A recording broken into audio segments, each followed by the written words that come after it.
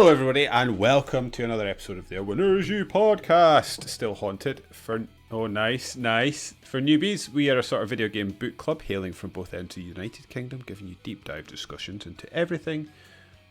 Nope, not into everything. We don't talk about a lot of things. We don't talk about we don't talk much about coffee.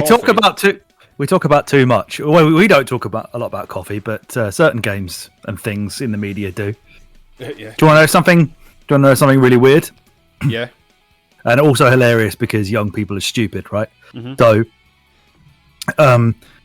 at the college that I work, and this is going to give away where I work if people want to come and stab me, so that there is security there, so don't try it. There's a garden in front of one of the student lodgings, and it's called the Zhaotan Fu Garden or something like that. Okay. And it's for a Chinese lady who was, I believe, famous in some regard, in that she was some sort of like news reader or something. Some media personality, anyway. She must have graduated from Cambridge University. So she has donated a lot of money to the college, and they built her a garden. That was nice. So, yeah. So she has recently, like some point last year, she went missing. Believed, I think, to have like eloped with some bloke, and they've both like gone missing.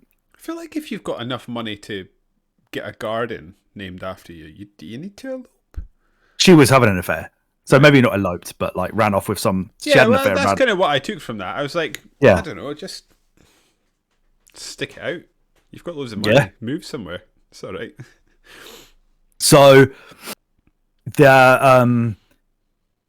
because she's gone missing, well, first of all, apparently the very existence of this garden made people think that no, it's very public. I'll tell you how public in a minute. Made people believe that she was sort of like some kind of spy, or that the college was working with Chinese spies or something. Okay. Yeah, right. Okay. But obviously, people think that the Chinese government has probably like disappeared her. Right. For being a big famous person who had an affair, because that's naughty. However, because of this, apparently, and I've only seen it like one time, but this happens quite regularly, just fucking coach loads of Chinese people just come up and stand in the garden for ages. Start hiding SIM cards in our garden under the rocks and stuff like that from Hawaii. Yeah. Yeah, but like they were all like, there were so many of them. Like, I don't know what they were doing. They were all just stood there. Like honestly, I saw them get off the coach. It's a private road, but apparently it's a public garden. Okay. And I thought that this was like just some kind of like conference, because the college puts on loads of conferences and stuff. But no, they were just going to go stand in her garden. And we have an apprentice who's like 21. And I said, like, oh, look, have you seen that? And he was like, oh, yeah, what are they all doing? I was like, well, they're all standing there because it's the garden of that woman who disappeared. And he went, what are they doing? Are they looking for her? What, in the garden that she's named after? Don't think so, mate. Fucking, it's young people, man. Are they looking for her? Yeah, they thought she might just be in the garden. This is where I went. It's my garden. Or she's buried. If they were like digging it up, that'd be quite funny. Like, they think she's buried in it or something.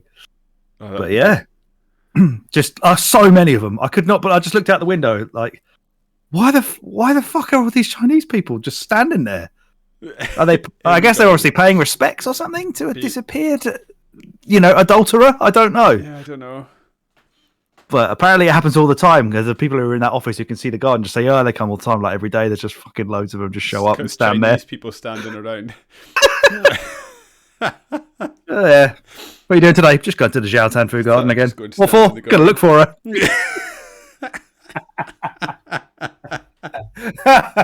Oh, he's such an idiot, bless his heart. He's a fucking moron. Anyway, this is a video game podcast, and I was stumbling my way through an introduction. Yeah, there's no Chinese people. They're not allowed to play those. No, and I don't think I've found any Chinese people in my introduction yet, but if they appear, I will let you know. Before you carry on, you remember this video game trivia thing that I got for Christmas on my sister? That's bullshit, because it has the answers right there.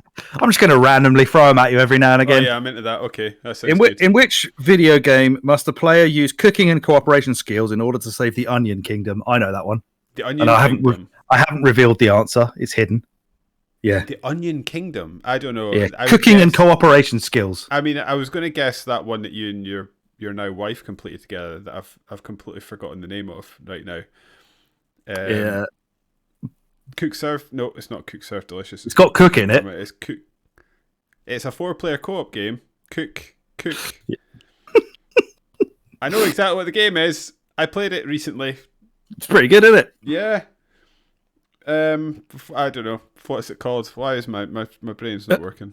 Overcooked. Overcooked, that's it. Do you know what the full name of Agent 47's handler is in the Hitman series? Or you actually might have a shot at this. No, absolutely no idea. Diana Burnwood, apparently. Okay. No, I've been playing that game and paying about as much attention to the story as I think it deserves. More of those later, everybody. Got that to look forward to. Where was I? Yes, we are for the newbies to this podcast. We don't just talk Chinese people and throw random video game trivia quizzes at you. But yeah, If you know where she is, though, let my apprentice know because he thinks let she's him in the know. garden. He's there now looking. We are a sort of video game book club hailing from both ends of the United Kingdom, giving you deep dive discussions into a different game just about every week. We talk ins, outs, ups, downs, and every so often we stumble into some decent chat and give you some insight along the way, but not this week. No, sir. This week it's time to take a breath and take stock of the year that was. This week it's time to discuss our annual... Well, I guess it's an annual. I was going to say second annual. I can't remember how many of these. It's second or third annual, because this will be the third year of the podcast, right? We've got to have done this twice. Yeah. We've got to have done this twice. Um, I almost text you to be like, don't forget to wear your tie again like last year, but then I thought I can't be asked to put a tie on. Yeah. So I didn't. It's this week it's time for our annual Game of the Year podcast, in which we dole out awards for the games we have played throughout 2023. So, on this podcast.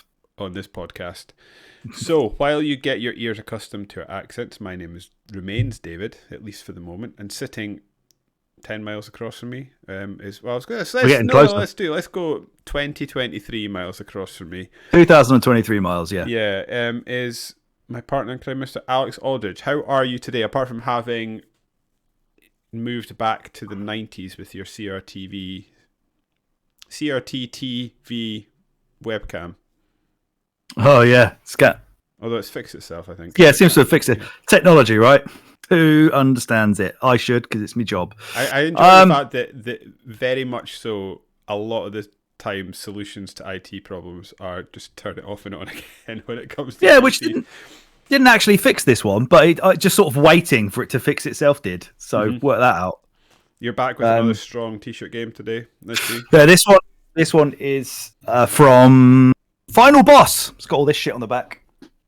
Oh, nice. Do you know what I like about that name, Combat Evolved? Is it actually did evolve the first-person shooter genre? It sounded incredibly like full of bravado, but no, on the money pretty much. Yeah, it's nailed it. Sorry, boys, they did. They did evolve it. We may have a Halo game this year planned, do we? Hopefully. Yeah, we do. Well, I think we've suggested that even if we don't talk about it explicitly as an episode, because we've got so many 360 centric episodes coming up this year, we're just going to play them anyway. It's going to get played, yeah. It's going to be a fun year, 2024. Oh yeah, it sure is. It's 2023 was a fun year. Not only did the actual industry bring out fucking loads of great games, even though it fired a bunch of people while doing it, because fuck the games industry. You know what? Some absolute bangers came out. I think it's just a sign of my age. But I am so sick of I was moaning about this today with another friend. I'm so sick of the games industry, like across the board, from like board level to the way video games are covered, to specific people within the video games industry, to the fact that nobody seems to be able to have a stable job in the industry, to the fact that I'll always be salty that I never got a stable job within the video games industry. Like, I hate it, but I love it. I love having fun in video games. The rest of it's not very fun. No. And the amount of times, I remember the early days of the Winners U podcast before it morphed into this, guys, the amount of times there was that period like throughout the sort of 2010s where it just felt like you were getting kicked in the nuts by Nintendo over and over again. Like everything you loved, they were just coming over and shitting on you. Yeah, especially like late 2010s where Wii U and all that stuff was going on. I mean, they still kind of do it now with the Switch, right? It's not perfect, is it? No. as we discussed on our previous smash hit podcast of ranking every games console. I was actually thinking about 2 or 3 days ago, like when the sort of Switch 2 rumours started to sort of gain a lot of traction in the last week. I was like, so, because a lot of people are saying that the rumour is it's essentially going to be a sort of jazzed up version of the current Switch. And I was like, so how in that regard are they going to be able to resell me the games I've already bought like 8 times? How are they going to do it? I think they might have hit the end of the road with that. They may be. If anyone's going to do it again, it's going to be them. I don't want to say that they're hit the end of the road with that because it's Nintendo. They will do what they want. Yeah. And that usually still going to be underpowered from day one, though. We know that much. Almost certainly. But this is a celebration today, Alex. We're going to be talking all things played the game. Well, it's not a complete celebration. It's going to be fun, though. So, yeah, there's the obligatory... There's the obligatory shitting on something. I'm loving the fact that... Well, actually, this is coming out second, isn't it? We're recording sort of 2 podcasts in 2 days. Yes. This one's like the second, but we're recording it first. Yeah. So I'm very much loving that certain things on our 2023 awards spreadsheet have now changed in light of something that will be discussed or have just recently been discussed. They have, which is excellent. Yeah, that will be fun to discuss. Alex has kindly created a nice nominees list for us. So I guess it's probably worth saying we're going to go through these lists. We've got best story award, we've got best gameplay award, we've got most bullshit award, we've got best surprise, worst game, outsider award, which is the non-pod game of the year, and overall best game, as well as our most anticipated pod game for 2024 and our most anticipated releases for 2024. Yeah, a couple of nice ones at the end. Mm-hmm. And as I suggested, or as I laid out at the beginning a few minutes ago, when we're talking about our games of the year, there will be some from 2023 releases because we try to play those if we can get them in and if we can afford them, blah, blah, blah, blah. But we are going explicitly for games that we covered on the podcast in 2023. So they are the pool we had to choose from. Oh, yes, was God of War Ragnarok, which was our first of in order, 2023. Right? Yeah, in the order that we covered them as pod episodes. The Dead Space remake, Dead Space 2, Titanfall 2, Donkey Kong Country 1 and 2, Resident Evil 4 remake, Bloodstained Ritual of the Night, Shadow Complex, Warhammer 40k, Bolt Gun, Banjo-Kazooie, Super Mario All-Stars, Resident Evil 2 remake, Resident Evil 3, Resident Evil, the original PlayStation 1, Metal Gear Solid, Simpsons Hit and Run, Layers of Fear, Alan Wake, Super Mario Bros. Wonder, Max Payne 2, and Alan Wake 2. That is the pool of 23 games that we had to choose from for this, apart from, as David said, the Outsider Award, which is games that David and I have played on our own, away from the podcast, that we think is our favourite game that we played in 2023. Yeah, exactly. We'll get to that later. We will. So, the normal formula that we do is we go away, we make a list of 5 winners, or like a top 5 each category each, and now we're just going to mash them together for a winner and then 2 runners up. Yes, that'll be fun. So I guess we start at the top, do we? Yeah. Kick off with best story. Yeah. So how do we want to do this? I guess there's not that much deviation. I think you have one game different to me. Yes. I have one game different to you, and looking at the order... Right, I've just seen what it is, yeah. Yeah, they're fairly similar. I think one dropped off the bottom for you, which was probably Max Payne 2. It did, yes. Which was number 4 for me. Mm-hmm. I like Max Payne. I'm not too... I wouldn't be too upset if it ends up being on the list. It was a great game. It is sort of... We covered Max Payne in 2022, I think. Max Payne 1, yeah. Yeah, sorry. Yeah, this is a difficult one. I think I covered this when we spoke about Max Payne 2 on the podcast, and that, technically speaking, and it is, like, even from an enjoyment perspective, it's better in every way than Max Payne 1 was. Yeah.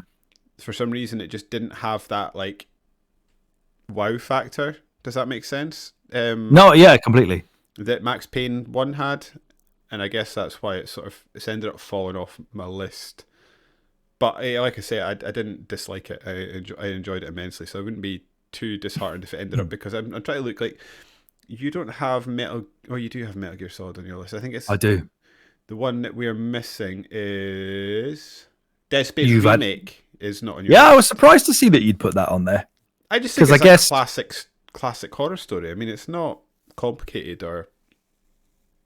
Did you think it was better in the remake as well than originally? Because I guess Isaac talks this time around. He talks this time around. He feels like a more rounded character. And the gameplay change, the changes, I think, although gameplay related, they serve to make the world feel a bit more cohesive and scary in a way, and everything's just a bit more. I just think I love the original Dead Space, but everything's just a bit more evocative to me in the second Dead Space. And yeah, I found from what I remember, I enjoy the sort of trail of Alex's, that's you, Isaac's girlfriend, as you sort of make your way around and try and figure out what happened to her.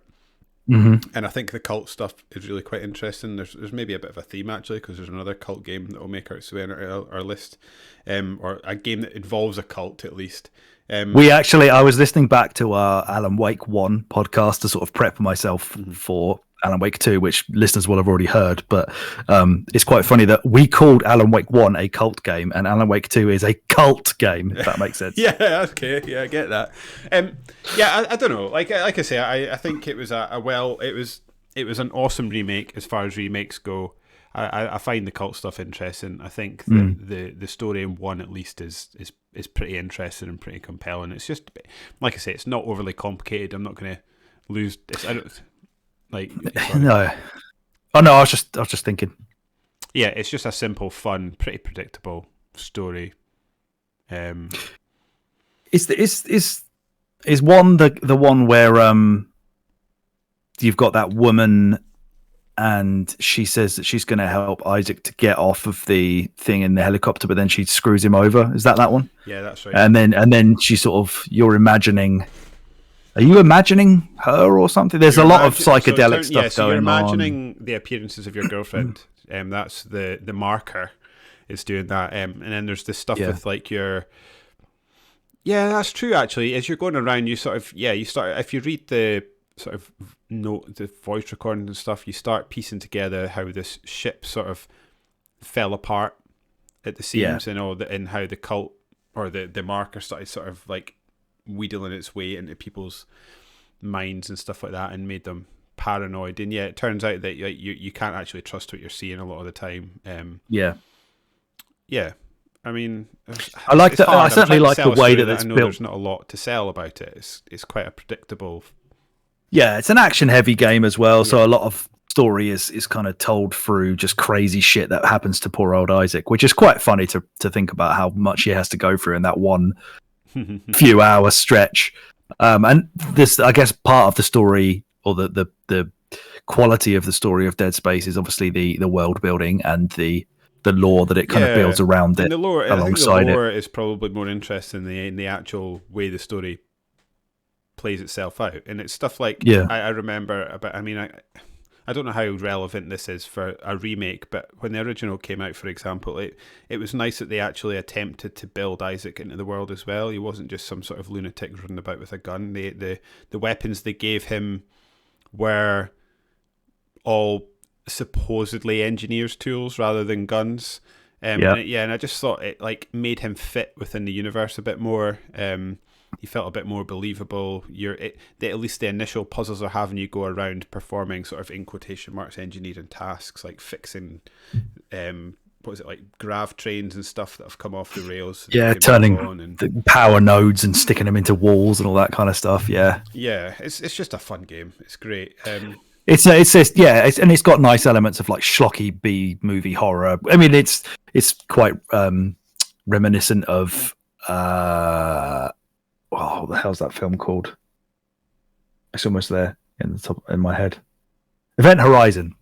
Yeah, it's quite close. It's quite evocative of that. So, which is also kind of a schlocky B movie horror film, but it's also got all these like supernatural, paranormal elements to it as well. So. I think if we there's some good horror in it, which obviously has to be written as part of a story. It's not just gameplay. I think I'd be fighting more for this game if it was in sort of best world or best setting. Yeah, of the year. Yeah, the Ishimura rules. I love it. Ishimura is so good. It's always going to be overshadowed because Dead Space 2 was still fun, but just not on the same level as Dead Space 1, and Dead Space 3 was just bad. And for some reason, as much as I love Dead Space, I can't quite tease those apart. But then on the flip of that, and I know you don't agree with this, but for all the Resident Evil games we've played, it remains my favourite one of those. I absolutely adore it. So good. I mean, there's no Resi in this list. I mean, we don't really have a huge amount of games outside of these sort of 5 and 6 that we've listed here that really have that much of a story, or a story that's even remotely good. Like I would say, stuff like Shadow Complex's story is terrible. And then you've got, we had a lot of platformers like Mario's and Donkey Kong's. They don't really have a story. Mario Wonder doesn't have a story. Fear, I didn't jive with that story really. I didn't jive with the story, and I enjoyed playing it. But see, the further away I get from Fear, the less I like it. Yeah, I agree. It played fun, but it was ugly. It was kind of bland at times, and the story itself was kind of hard to even understand half the time because it was just noises and a little girl walking about that didn't really do a lot. Layers of Fear. I mean, it had a story. Again, a lot of it was sort of reading things, and it was more just that had like an excellent atmosphere to it. That was atmosphere again. It's that sort of alien isolation, sort of recreation of the area that you're operating within was awesome. Yeah, but the story itself, just never grabbed me particularly. I mean, I'm happy to cut Max Payne 2 for a start. As you say, the story is probably better than the first one. There's a lot more conspiracy going on, a lot more twists and turns in it. It's more the delivery of the story that's so great about that game, but I think it does go a tad over the top with the amount of times Max gets screwed over or shit happens to him that's unexpected. And by the end, it's kind of wrapped itself up a few too many times to be as coherent as it probably thinks it is. Could you imagine going to a dinner party with Max Payne? How much of an absolute fun sponge would he be? I could listen to him tell some stories. You could, yeah. He might have good joke delivery. We don't know. We just don't know. Just don't talk about his wife and his kid or anything like that. I'm surprised, and this is maybe my memory sort of misremembering. Yeah, that's a sentence that I said. That I've got a memory of God of War Ragnarok grating on you by the end. Did I make that up? No, because it's in one of the categories later on with the most bullshit. That was mainly because, and we'll get more on this later, but how it just kind of couldn't help itself. It loved the sound of its own voice, just would not shut up. I actually think the story of God of War Ragnarok, from what I remember, is actually pretty, it's the basis of what you're doing, and it's constantly giving you story. It's a culmination of sort of a father-son. Yeah. And going through the moments. I think actually The Witcher 3 touches on this at the end of the game, in which it's sort of the child has become a person in their own right and they're ready to go off into the world. And I guess I don't know, I'm not a parent, so I'm about to spout some absolute bullshit here, folks, so just get ready for this. I guess for me, the job as a parent is you bring your kid up, and at some point they do move off and become their own person and their own adult and go and forge their own life, and you will make mistakes as a parent like he did, but the fact is he managed to get his kid to the point where he could go off into the world alive and well. And I guess that he's a man that has had many failings throughout the God of War series, and that's a sort of one success he's managed. Mm-hmm. The strongest parts of that story, I think, were around Odin and how Odin's sort of trying to coerce Atreus away from Kratos, and of course the fact that he's hidden in plain sight. He's hanging out with Kratos' gang and the dwarves and all that, throughout the whole game. He's that, I can't remember what the guy's name is, but he's that big sort of lanky guy. That's God of War. No, it's the God of War. What's the? Oh yes, yeah. That's right. It is, isn't it? Mm-hmm. And then towards the end of the game, he sort of transforms into Odin. Yeah, mate, I've been here the whole time. I know everything you're doing. See you later. And then sort of disappears. So that was cool. And of course, you know, it's incredibly cinematic. It's just, as I say, just loves the sound of its own voice, and I just, yeah, probably got a little bit tired of it by the end. You know, spectacular ending sequence when you've got like the actual Ragnaroks going on, and you've got all of his mates coming to help him out. Mm-hmm. It's just, yeah, I think it just thought a little bit too highly of itself. Yeah, I think. And it does. I mean, I think all PlayStation 5 or PlayStation exclusives at this point kind of fall for that as well. They do like the smell of their own farts a little bit. I was about to say it's a fart sniffers console, isn't it? Yeah. But yeah, like overall, I really did enjoy that. I mean, an incredible voice acting job by Christopher. What's his name? Kratos guy. Yeah, I don't know. I've got his head. I've got the man that's also famous for a speech that went on too long, and then Jeff Keighley gave everybody fucking 30 seconds the year after. Yeah, Christopher Judge. That's the man. Yeah, incredible performance by him as well. We need to have a look at the DLC that's free for that. It's meant to be very good. Oh yeah, isn't it just like a it looks like combat rooms to roguelike, as far as I can see. But yeah. Why is everybody loving it so much? I've heard people like talking about the DLC and Hades within the same sentence. So it's maybe in a world where Hades 2 is coming out this year, I'll wait for that. Hades 2. Well, yeah, I will anyway. Mm-hmm. So I would vote to cut Ragnarok, because we both put it number 5 anyway. Yeah, I mean, we have the same top 3 between the two of us, so it does, you know. If we cut, oh yeah, because we're trying to get to a top 3, don't we? Yeah. And Dead Space is not as good as our top 3, so I guess it goes to. But I did enjoy it. It's had its time in the sun. So your number 3 was my number 2, which is Metal Gear Solid. I've done a bit of a flip on the old Metal Gear Solid, and I'm looking forward to the opportunity to dig into more of these games as time goes on, because I used to, I still do to an extent, used to think that these were absolute lunacy, that were just, again, talking about fart sniffing that didn't make any sense and were just absolutely batshit insane. And they're all those things, but I still found myself liking it despite itself. And I was like, oh, this is actually great. This is like it's just so dumb, but I'm up for the ride here. It is great. It's the most coherent Metal Gear has ever been, right? At this early stage, this was just pure sort of cinema in the middle of a game. And considering we're talking about one of the oldest games that we covered this year as well, to have a story that well written and that, you know, with that many strong moments in it, you know, you got like Psycho Mantis and some of, you know, the other characters like Sniper Wolf and fucking Otacon, who's obsessed with her for some reason. I do think it's actually worth noting. Liquid Snake. Yeah, sorry, I interrupted you there. Carry on. Yeah, Liquid Snake and his hanging out with Revolver Ocelot and how they screw Snake over and make him launch the nukes for him. You got all the stuff with Colonel Campbell as well. Like it's got a lot of memorable moments to its story. When Snake's clone brother takes his top off so he can have a fight with him on top of. Inexplicably thinks, I would like this man to be shirtless when he wakes up so that I can fight him skin on skin. He won't have a choice in the matter. The absolute, like, vicious digs that Solid Snake gave to, what's her name? What's her? Meryl, when she was standing. Yeah. Absolutely ripped the shit out of her in the bathroom. Yeah. Poor Meryl.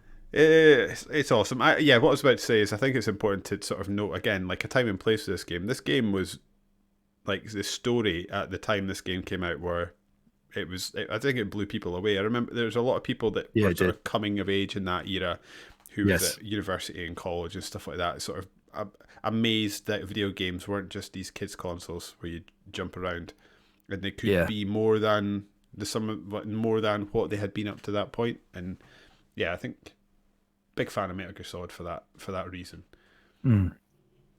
Is it as good as Alan Wake? I mean, you could think so. Yeah. Do you think Alan Wake's better because we've played Alan Wake 2? I actually almost think it's worse now, because I think Alan Wake 2 is so superior to it. Mm-hmm. Yeah. That's true. That's very true. Actually, I'm not just pivoting here. Now you're saying I do there, because there's several occasions where I've been playing Alan Wake 2, and they've sort of referred back to things in Alan Wake, and they almost look more hokey than they were. Yeah. And in the way that, like, Alan Wake was, people used to talk about Alan Wake as what's the Night Springs? What's wrong with my brain this evening? Twin Peaks. The Twin Peaks stuff, yeah. In that, like, but from what I know of Twin Peaks, this is that more and properly well done. Alan Wake 2, I'm meaning, and Alan Wake just seems a little bit more amateurish. So I might be on board with you in that regard. Yeah, I think Alan Wake has to go third, doesn't it? And because I think now you've just said that, you've totally turned me around. I think Metal Gear Solid is better from a story perspective than Alan Wake. Yeah, it's just so groundbreaking, as you just said a minute ago, and it obviously weaves in a lot of complicated political standpoints as well, on top of what it's actually trying to talk about, and it is kind of dumb and silly, which Alan Wake is as well. It's just, because Alan Wake 2 has surpassed the way that Alan Wake tells its story and the story, like the content of it as well. I really do still like Alan Wake, and we had a really nice time remembering that this game was probably better than we thought it was. Yeah, and I will say from like a gameplay perspective, it's not in our lists for that spoiler, but I will say there's moments where I've been sort of, and I know I've been doing this sort of dog's body stuff at the moment in Alan Wake 2, so that maybe is partly why of it, but there's a snappiness and speed of movement in Alan Wake that Alan Wake 2 does not have.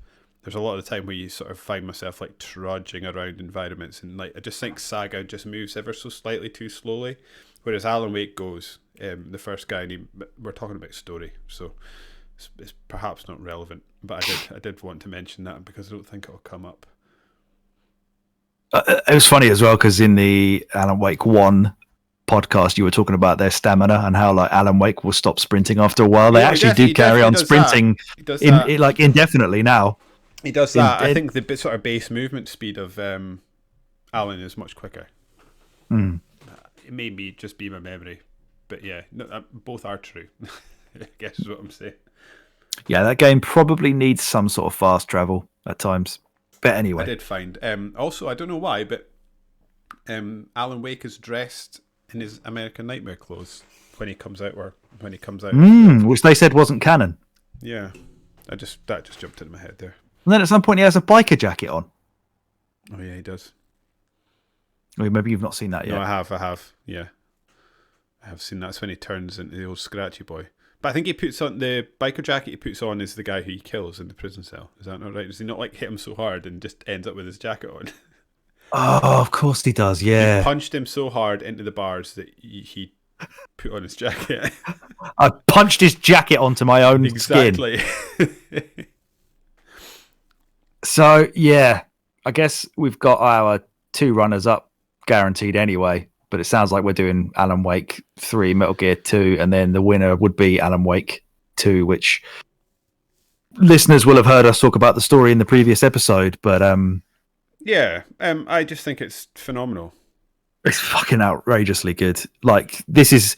In every way, this is Remedy's best game, but the way that they tell this narrative, the way that they finally managed to make, and they started to make it work in Control, but the way they've made the live action stuff, so good, seamlessly work alongside. Because Quantum Break was a shit show, but this stuff, like at times I was looking at it like, is that the real Alan Wake, or is that the CGI one again? One thing I did notice about that is, and I've only just found this out today, that Alan Wake, the face and the man, is a Finnish person. Alan Wake's voice is an American man. And throughout the game, I was just like, why is Alan Wake's dubbing like weird? And it doesn't look like he's properly saying these words. And it sounds like he's in a different room to Saga, whereas Saga, I can tell, is definitely talking right. Why does Alan Wake sound like he's recorded this in a booth, but it's because it's not his voice, it's somebody else's voice? Because when they did the live performance of Herald of Darkness, which is a fucking 13-minute banger, I listened to it twice at the gym tonight while running. They had this Matthew, whatever his name is, the actual voice of Alan Wake. He was singing with Mr. Door, and then Alan Wake, the actual physical actor was doing all the dancing in the background. So that was pretty cool. Yeah. It's the same thing from the first game as well. I didn't even realize that it's the same. Like, I guess it's just Remedy. I should have realized, right? Remedy like to put Finnish people faces in the games, and then they get Americans to voice them, like Apparently. Max Payne. I am looking forward to our chat tomorrow on the previous podcast, because there's like bits where I swing between like I am madly invested in the story. I really enjoyed it, but there are moments where I'm just like, what the fuck is going on here? Like I sat and stood in the cinema and watched that that movie that Alan Wake has. You know, when you come out of, I don't know what you've just done, but anyway, you're standing in the movie theater and there's like it's the main guy, isn't it? Like the Max Payne body, and he's just Alex like standing Casey, in a graveyard, and then some girl appears, and then he gets his like inside. He gets fed poison, but thinks it's alcohol, and then gets his insides opened up. He has absolutely no idea how he's in the film. I don't know if you've got to that bit later, but Alex Casey's fucking fuming that he doesn't know why he's in that film. He doesn't remember being like filmed or anything. Yeah. I guess we'll speak about this tomorrow, but it's definitely the best story we've got of 2023. Mate, wait. I mean, the ending as well. Like you've obviously not got that far yet, but the ending is something we'll have talked about in the previous pod. But again, we haven't spoken about it together yet. It's quite something. I'm sitting on my hands here, trying not to just go off on a tangent here, because I've got so many questions to ask, so many things to talk about. But I'm cognizant that we've got to talk about the previous podcast first. So yeah, I think Saga's a really strong character. I quite like her. I like how she has the connection to the place that you're in. I like how she has this mind place that gives a quite satisfying picture placing mini game element to it. It might be partly deliberate, but at the beginning, there's a bit where you go into the diner and you're speaking to these two campers that have sort of gone off and they have like broken into an area, and then you have to go into your mind place, and it's like, is he telling the truth? And then you place his picture on the wall, and she's like, he's lying. This is what she did. Blah blah blah. And I was like, how is she making these leaps? But they give you a narrative reason for that later on in the game, which I think makes it feel better. But at the time, I didn't like it.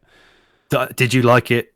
I think I liked it less when I found out the reason, because they kind of just go, "You're a seer. You have a magic brain." Yeah, I kind of agree with you, but it at least sort of gave a reason for these wild leaps in logic. Yeah, like she's got this like such good intuition that she can actually she can intuit where somebody's put something without actually asking them. Yeah, mental. We'll get to this tomorrow. Previously, yeah, but we're actually Alan Waking ourselves, because we're jumping the timelines here.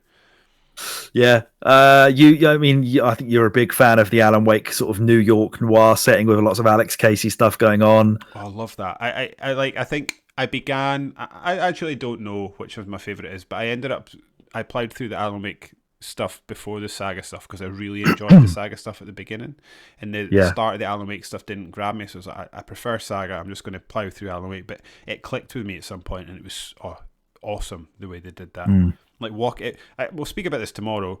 It's just like walking about when you're like lining up what do you call them? The echoes, the echoes. Like that was like sort of operating within one of the comic book strips from a Max Payne game, and I absolutely loved that. It was the same thing, because it would be like Max Payne talking about his case in the same way as the sort of cutscene things worked in Max Payne. I see what you mean. Yeah. And then there's a moment where you meet Max Payne in an alleyway, and he's literally got the jacket on, the tie on, he's making the face, and I'm like, this could not be any more Max Payne. He is literally, you're sort of walking around with Alan Wake as he's writing a Max Payne story, and I was like, this is just class. Yeah. Which is funny, because I'm not into like the MCU and extended universes in general, but this one is just so well done. Yeah, and of course we know from the Alan Wake 1 podcast where the Alex Casey novels are based on Max Payne. That's not in the lore, but Remedy have said that's what it's supposed to be. Yeah, well, I mean, so I think I've spoken to this about a friend over New Year. The only reason I suspect it is not called Max Payne is because they don't own the rights for Max Payne anymore. Yeah, it is. It will be. Well, And if they were maybe it's just try and be like the tiniest bit subtle that they could possibly be. Let's not call it Max. He didn't write the Max Payne novels, but he wrote basically what Max Payne is. Just called it something else, kind of possibly. And I might be wrong with this, but I guess where I'm coming from that is like the only games that they've said that aren't in the Remedy extended universes are games that they don't own the rights for. So Max Payne and Quantum Break, which will be owned by Microsoft. Which is weird because when I was looking up stuff to do with like the voice actors and all that kind of stuff, Alan Wake is in Quantum Break. Yeah, that's why I think it's purely a legal thing. They can't say it because they don't have the rights for him. It's like they might have like the person that invented, I don't know, Mickey Mouse and then sold it to Disney can't then make an extended universe with Mickey Mouse in it because he doesn't own the rights to him. You can if he does the Steamboat Willie one. You can now, yes. That was a bad analogy, but you get my point. Yeah, of course. Yeah. What was I going to say? But I think it works as it is. I think the game perhaps would have been worse if they literally called him Max Payne. Or it'd be worse for it. It wouldn't be a worse game, but it'd be, you're right, less subtle. Totally. Yeah. And they, speaking of Quantum Break, obviously the main character from that is the sheriff, isn't he? Tim Breaker, who's the cousin of... I'm going to have to play that game as well. he's the cousin of Sarah, the Sarah Breaker that you said Breaker or whatever it was in the in Alan Wake 1. He says that. You may not have spoken to him yet. He'll tell you later that he's her cousin. God damn. Yeah, he does. He says it in one of the rooms that you go into. Yeah. When you hear him humming. Humming the Night Springs music. There's so much interconnected stuff in this. Like Sam Lake has absolutely like had probably like a 2-year giant wank over the script and just be like, I'm just spaffing all my lore everywhere. I fucking love it. And the man he's a clever dude. He is. And also a pretty nippy dancer as well. I quite like that. And of course, when he's on the chat show with Alan Wake and he's got his Max Payne gear on, Alex Case, and he's doing like the gurning Max Payne face from the original game. What a legend. I like him. Absolute legend. I don't remember them being in the first Alan Wake game, but they've straight up brought the Max Payne style painkillers into it as well, which I was quite they weren't. Yeah, I was too, because they're the only ones you could move with while healing. But I enjoyed that as well. And there was one other thing they did that I was quite, this is brilliant, but I've forgotten. I'll shout it out if I remember. And of course, it really, really sad to say that for James McCaffrey's last work, he fucking knocked it out of the park. He did. I'm so devastated, obviously, for the man who's lost his life and his family, but from a slightly selfish standpoint, I'm going to miss the fact that he can't be Max Payne anymore, and they're remaking both the games without him. It's just not going to feel right. It's going to be odd. Yeah, weird. That was really devastating. But without question, Alan Wake 2 is the story of the year. Yeah, which we'll get to tomorrow. Yesterday, previously, in the future. Alan Wake 2. Metal Gear Solid. You can say this in a minute. There you go.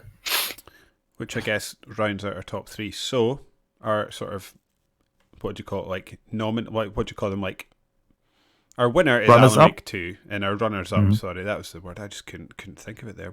My brain is not functioning. Anyway, our winner is Alan Wake 2, and runners up.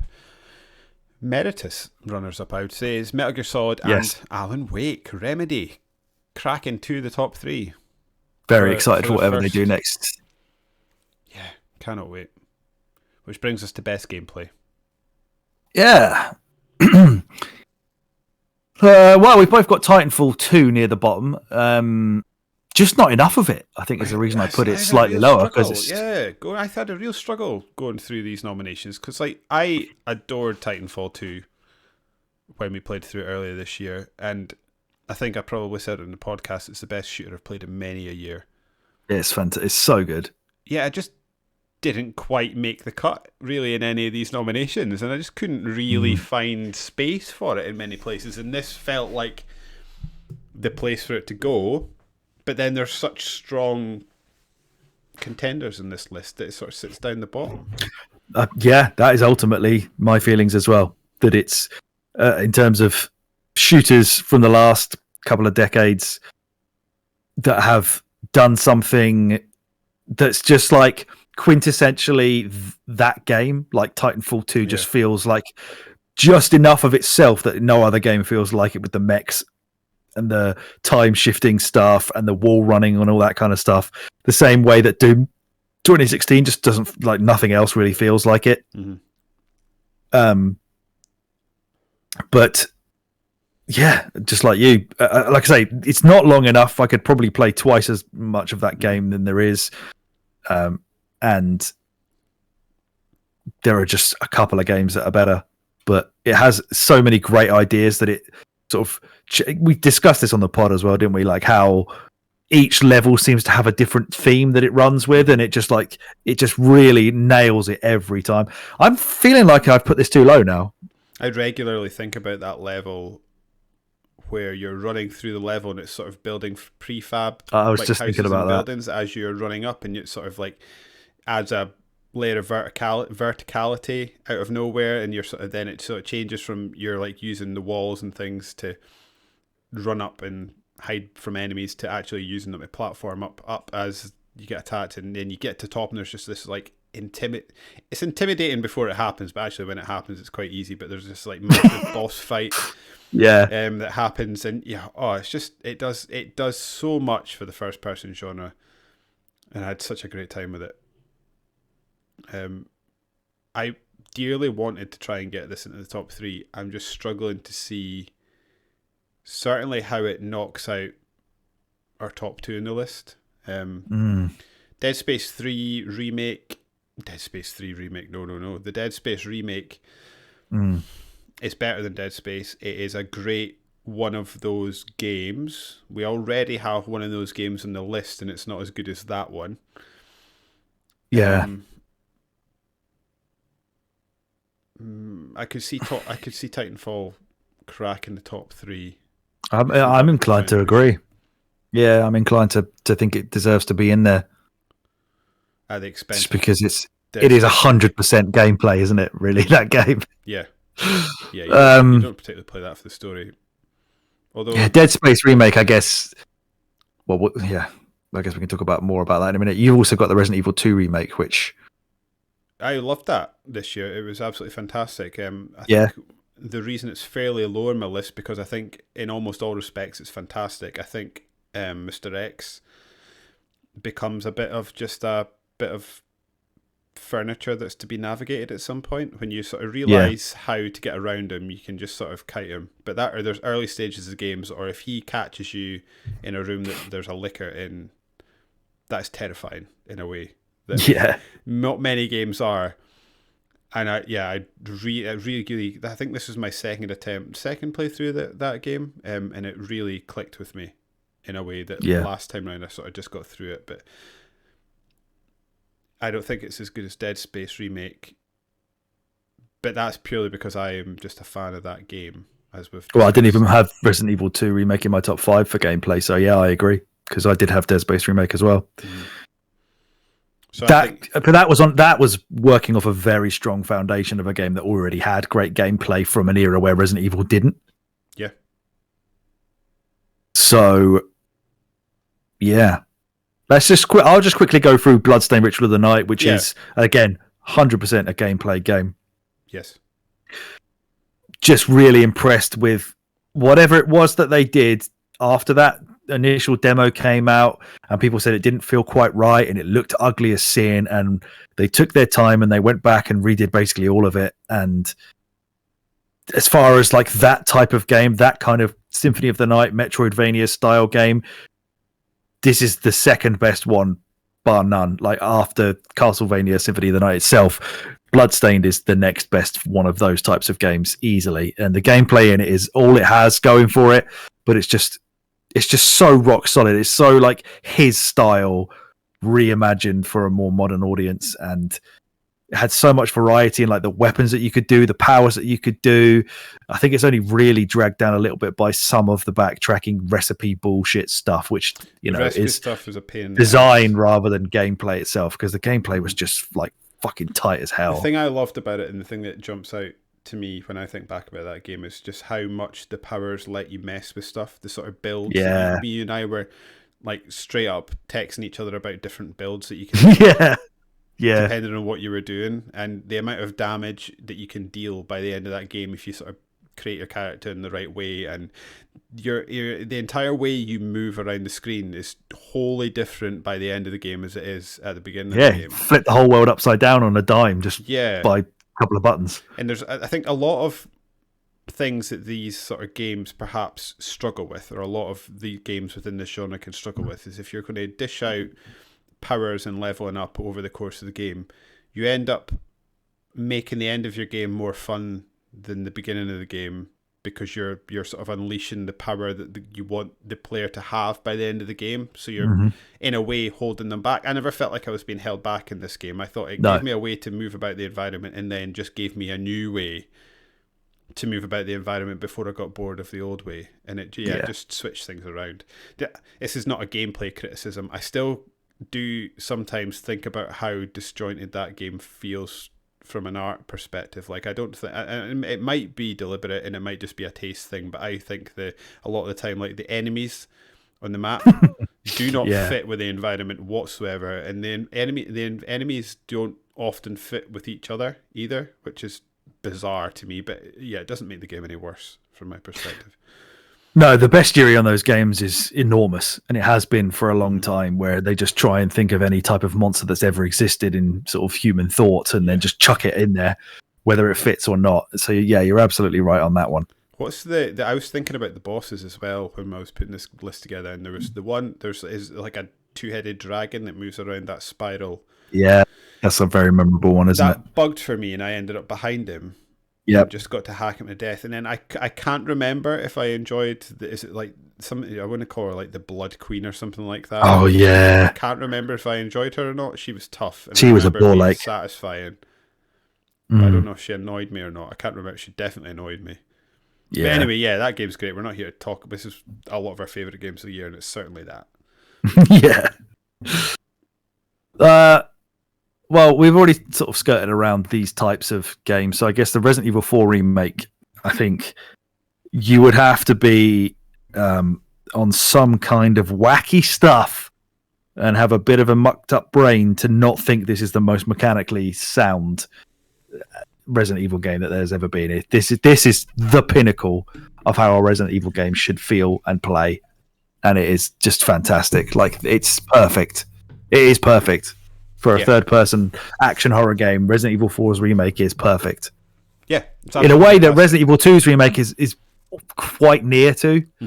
But this one, it just had what like 5 or 6 more years of cooking and knowledge and experience from the team to just make it like that bit more special. It's just so good.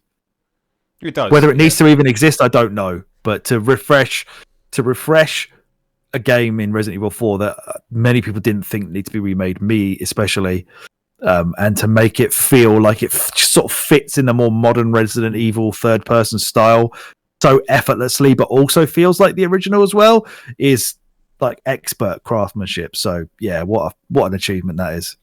Yeah, I'd agree. I think it's I think you've said this already, but the perfect one of those games, and I struggle to see how you can do better than that. It's fun, like moving about the environment's fun. I like it when the bosses sort of inject a bit of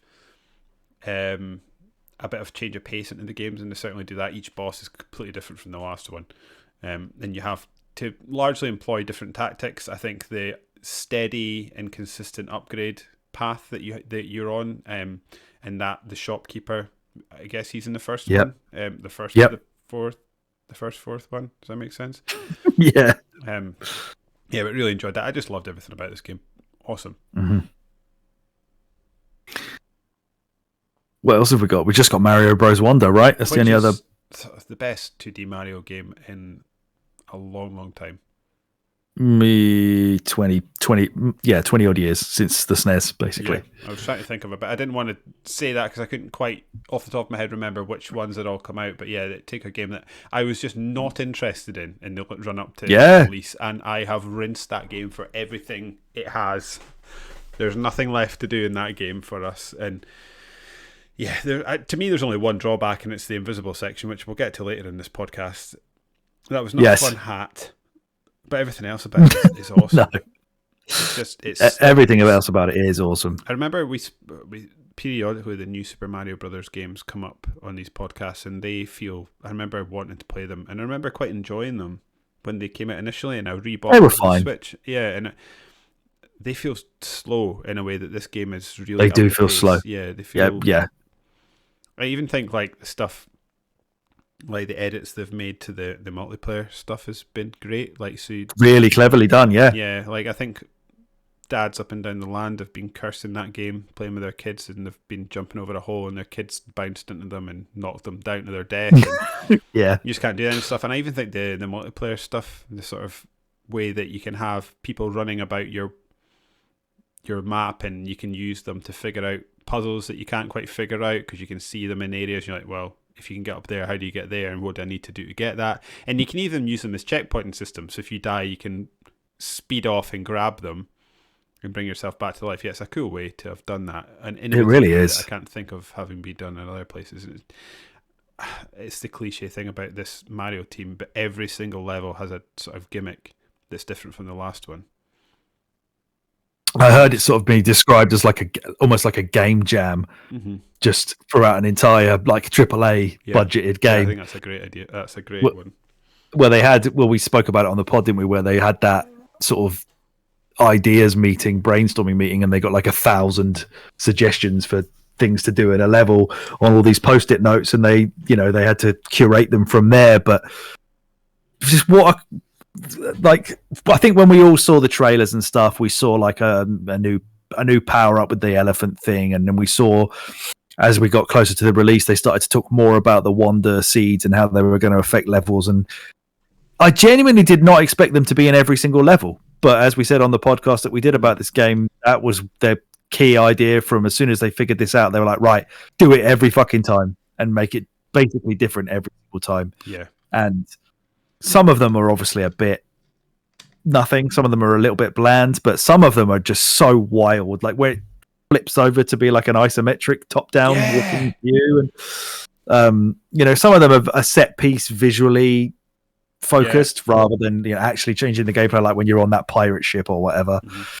But in terms of creativity and just like reinvigorating this genre the way that only Nintendo can, and bizarrely hadn't done for 20 years, they seemingly now have gone on a path. If they carry on going, is going to just be we're going to get so many great trouble. It's a bit like Smash Brothers and Mario Kart. Like, where do they go from here?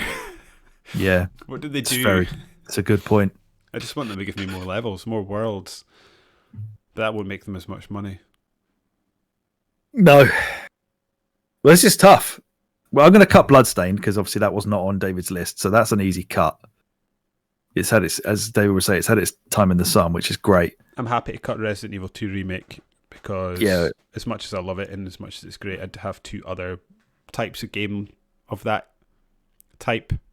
I'm really struggling today, sorry. Games of that type that are both better than that one, in my opinion.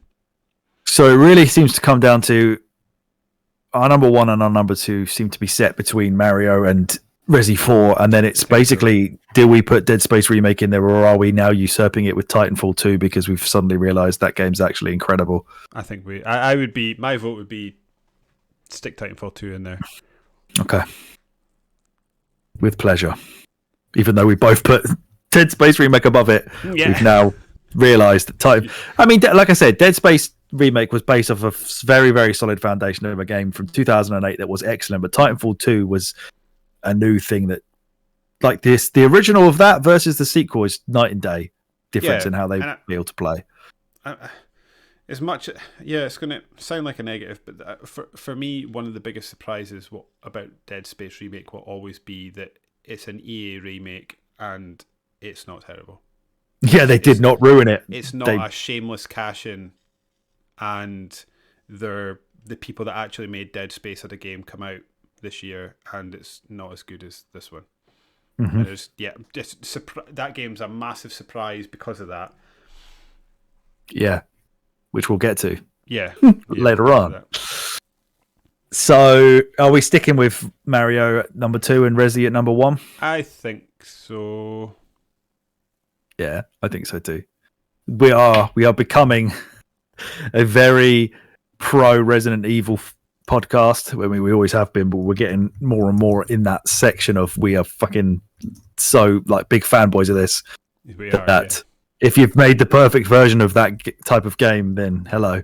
In you go at number 1, boys. It's close for me. If you had been a ride or die Mario Wonder lad, I wouldn't have put up much of a fight. I think for me, the fun I had with Resident Evil 4 is more my style. I was going to say it's more my style of game. That's just nonsense. It's absolutely not. They're both my style of game. I'm just leaning towards Resident Evil 4 for whatever reason. So I'm happy to go with that. Yeah, I played Resident Evil 4 twice, one back to back, and then I played the Mercenaries mode, which is fucking awesome, and then I played the DLC, which is fucking awesome. I've played Mario Wonder once because the last level in Mario Wonder is heinous and hate-filled. Yeah, so almost broke both of us. Yeah, speaking of most bullshit award. Yeah. What have we got here? This is going to be a fun one. My number 5 is more of a you nominee because it's. I was running out of ideas at this point. It would have been on mine, but I read you had done your nominees before, and I looked at them and I was like, well, let's try and find some slight differences, so at least we've got something different to talk about. But yeah, the free helicopter placement is absolutely ridiculous, isn't it? They fly you in there. You're like a bunch of shock troops that are there to hit hard and fast before people even know you're there, and you stop outside the gate and then make people go off in a different direction to open up. Get fucked. Yeah. Just drop us on the other side of the gate, and we'll avoid some total bullshit. I struggled to put my number 5 into words, but it's basically the way that Otacon gets treated by Sniper Wolf during that death scene after a Sniper Wolf's dying, and she reaches out. And Otacon thinks she's reaching out for him, and she's just like, pass me my gun. And she just shatters the poor lad's emotions. I mean, he kind of deserves it though. Like, what? He's just a bit of a creep. I don't know what he sees in her, and she obviously doesn't know either. No, she doesn't. Yeah. And Otacon hogs those invisibility suits. I mean, think how much easier Snake's job would have been if he had got one of those invisibility suits. Instead of leaving them to get stolen during that lift sequence when they're all in there. They were all there. Otacon could have just went, here, take one of these. This will help. And then when he turns up with food, it's just like a squeeze out packet of tomato sauce and a tin of tuna. Does he take along with him as well? Or does he even get that? Yeah, it's a ration, isn't it? So. Yeah. Maybe, yeah. What a son of a bitch that man is. Can run in after Snake to be like, do you think love can exist on the battlefield? Is that what you came up here for? You fucking lemon. Oh, yeah. He had to sneak invisible just to make sure he definitely doesn't get killed before he asks that question. It would be for nothing. Does he improve as the Metal Gear Solid games go on? Can you remember? I sincerely doubt it. He might do. I hope not. I hope he stays the same idiot that he is. Yeah, I hope he keeps pissing himself. Yeah. Keep pissing away, my man. We touched on it before. I have a problem with the way Ragnarok, as I said earlier, will not stop talking at you. The way that fucking a little wee head man who just loves to tell a story about the lore and the history of Norse mythology, and then if you get off the boat or whatever, he was just like, I'll tell you the rest of the story later. There's a bit of me by the end of that game. I was thinking, are you just trying to hide the boring parts of this game from me? By distracting me. It's like, but they're making it worse. Yeah, and they would, and the fact that Atreus, if you're playing as Kratos, Atreus will just keep telling you how to do puzzles and stuff while you're in the middle of trying to figure it out. He's like, I think we need to go over there and pray. Fuck, shut up! Go to your room. I'm thinking about this. I'm the main character. Piss off, boy. It was a big selling point in the first game as well that the game had no sort of cuts to loading screens, and it was just constant. I felt by the end of Ragnarok, I was like, give me a loading screen and just cut this shit out. Sick of it. Yeah, that sort of grated on me after a while. There's a lot of bullshit in that game, but it's a PlayStation problem, I think. It is, but yeah, just shut up for a second. This is the same company that like champions fucking Shadow of the Colossus, where you have long moments of just riding quietly on a horse allowing before you go silence kill a to happen. Yeah. Now they've leaned Just into full let us map reflect. vomit. Full map vomit, talking at every single corner. Oh, there's maybe a box over there. I know. I can see them all on the map. But while we go look for that fucking box over there, here's a story about how Thor and Odin had a nice wee chat. Fucking shut up! God, I don't care. It really wants you to care, though, but I just don't. But it's so funny how like it knows, and he keeps going, "Oh, we'll get back to this later." It's like, no, you don't have to. The story could stop now, and I will be absolutely fine. I will lose nothing if you don't return to this story as soon as we get back in the boat. A little bit. I'm not cutting that at all. A little bit less funny is Bolt Gun. No, you're absolutely right, though. By the end of that game, I was just like, I enjoyed this loop. Now you've over it.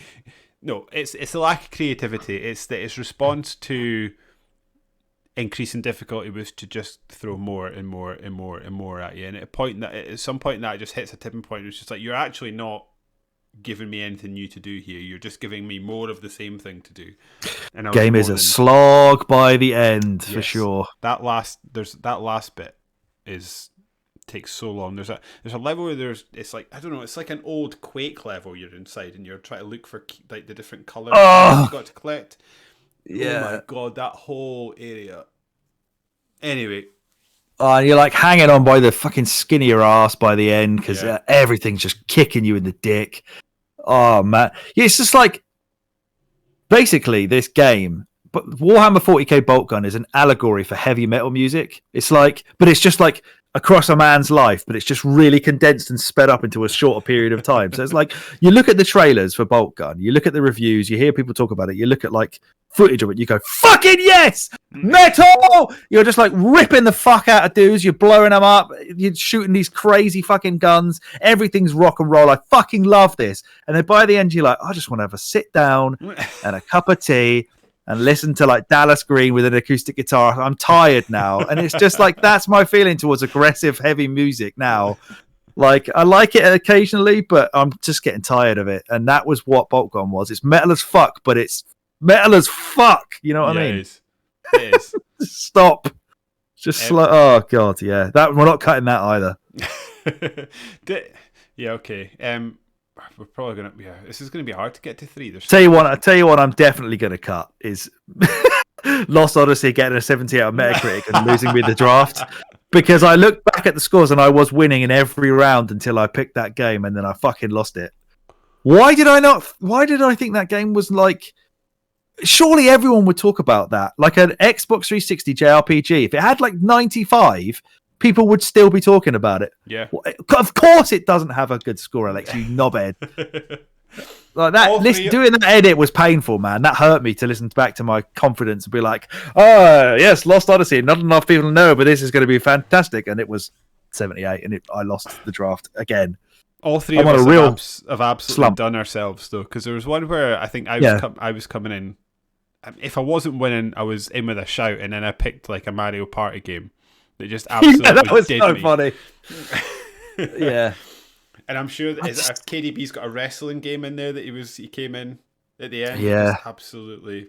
He's picked some weird PC stuff as well, and I picked Black and White 2, which I would have put in there, but then that wasn't as definitive as this one definitely lost me the draft. I got bitten a couple times in the early days with the PC games, and I was like, I'm obviously don't know these well enough to be able to do this. Yeah, he keeps picking fucking Warcraft stuff as well. Like, it's an ongoing thing. Like, shouldn't count. He's going to win biggest. He's on this award list later on for biggest troll, because he's just trying to do you for games that you try to think. What game can I think up this week that doesn't have a review score that we can? Yeah, properly. that still exists as a game that's ongoing. So therefore, it doesn't really count as a 2003 game because it's still whatever. Obviously, we still love him. I forgot about Mr. Vile. He was a son of a bitch. I'm surprised by that because he wound the both of us up so much. He did. He's a complete wag. The worst thing was, of course, is when I thought I was being clever because he'd kicked my ass a couple of times and I had like no health or something, and I thought I don't want to lose this again. So I'd done 2 of the 3 rounds and decided to walk out the door, get some health, and come back, and it of course reset, and I had to go back to round 1 again. I was fuming. Don't know why I thought that was not going to happen, but it's just like in a game, Banjo-Kazooie, where the challenge is very minimal. It's just fun. Mm-hmm. That is a real challenge. That is just too high a level of challenge for the rest of the game. Nothing else apart from maybe the final Gruntilda fight comes anywhere near how hard Mr. Vile is. It is ridiculous. You've got to be so perfect and lucky for you to get all the way through the end of that and have him not kill you. I also think whenever I see cows in a field, like if cows knew they could have you, we would be in trouble. But it's just like they're too dumb to know that they can have you. Yeah. I feel like that is Mr. Vile. He's too like if he knew how hard he was, he could just go and take on Gruntilda and become boss of the Banjo-Kazooie evil universe. Yeah. He just doesn't know it for some reason, or he's just happy with his place in the swamp, sitting inside a turtle shell, ready to bite you. Yeah. Yeah, because if you keep failing that and he keeps biting and taking your health away, you lose all your fucking musical notes that you've got on the level, and you've got to find all of them again. Oh, like, what a son of a bitch he is. Yeah, and you've got to wait till way later as well because you can't do it till you've got the running shoes, and they're like 3 levels later, and just Right. Well, we cut. Let's. Like, I'm aware that we need to cut. We need to cut. I think Bolt Gun's lack of creativity. It's more boring than bullshit. I think at some fair. point. Yeah, fair. We've it's spoken about it. It feels like bullshit at the time. It's maybe not in this. Should we cut Sniper Wolf being heartless? Yeah, because I actually like that. Yes, yeah, me too. Yeah. I don't want to cut Ragnarok never shutting up. No, that's fine. Necessarily have to win, but that just annoys me too much. Fucking hell, your number 3 I think may have to stay in here. Go on. The Metal Gear Solid PC Psycho Mantis controls, in which, well, in the PlayStation version, what you're meant to pull out the controller and put it into the controller port 2. Is that right? Yeah. And on the GameCube 4. Yeah, so a Psycho Mantis can't figure out what you're doing. On the PC version, you've got to go from using a controller to use a mouse and keyboard, and it is awful, I will say. Was it mouse and keyboard, or was it just... Was it just keyboard? It might have been just keyboard. Yeah, well, there's no reason for the mouse, I guess. So, yeah, it would have just been keyboard. Yeah, because then if you had the mouse, maybe you could have aimed with it, but I don't think you could. I think you had to just use fucking arrow keys. It's just a terrible input device, and it's like mouse and keyboard is already something I'm not fully comfortable. I keep saying mouse and keyboard. Using a keyboard is something I'm already not fully comfortable with because my brain just, because I'm not used to it, isn't thinking quick enough to know what button to press when. And any time you get put under pressure, I'm just like and then I just can't push any button, and then I die. Yeah. That's this game because it goes from 0 and it's like a boss that's fairly far into the game, and it's just like, nah, you're gonna go full keyboard controls here, mate, and you're gonna figure it out. We're gonna have an analog movement, but ask you to use arrows, make you move in linear directions, making it feel to me almost impossible to shoot diagonally. So you're going to try and have to work your way into straight line shooting him. I hated that. Yeah, I hated that. That was that has to be up there because that is just bullshit that they did not figure that out. It was so bad. Because on top of that, I think we said at the time, like if for some reason, well, first of all, it's important to note that if you cannot switch the input, you will never do that fight. Mm-hmm. It is impossible because you can never hit him if you don't switch over. So this has to be done. It's not like just persevere for like half an hour and no. It's impossible. Second of all, if you didn't have a keyboard put in, let's say, for example, I don't know why, you decided, I'm going to unplug my wireless keyboard now, and I'm going to plug in or I don't have one for some reason, and I'm just going to click on things and make them work, then there is nothing. There is no alternative control method. You can't put your controller on a different USB port. You have to switch to keyboard. That's it. That's the only way to do it, and it's fucking stupid. Did you not do this in the end?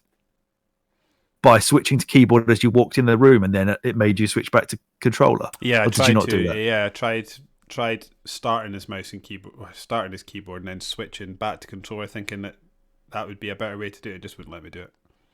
Oh, didn't let me use my keyboard until that part of the fight. So keyboard's not even a viable control option for the normal game. Maybe misremembering that. I definitely tried to start with keyboard and it wouldn't let me, and I've forgotten the reason why. That has to go in the top 3. It's so shit. I'm just trying to think how they get around that. I don't know. They maybe just give you a text box and say, "This is what we're going for." Obviously, it doesn't work on PC. We're really sorry.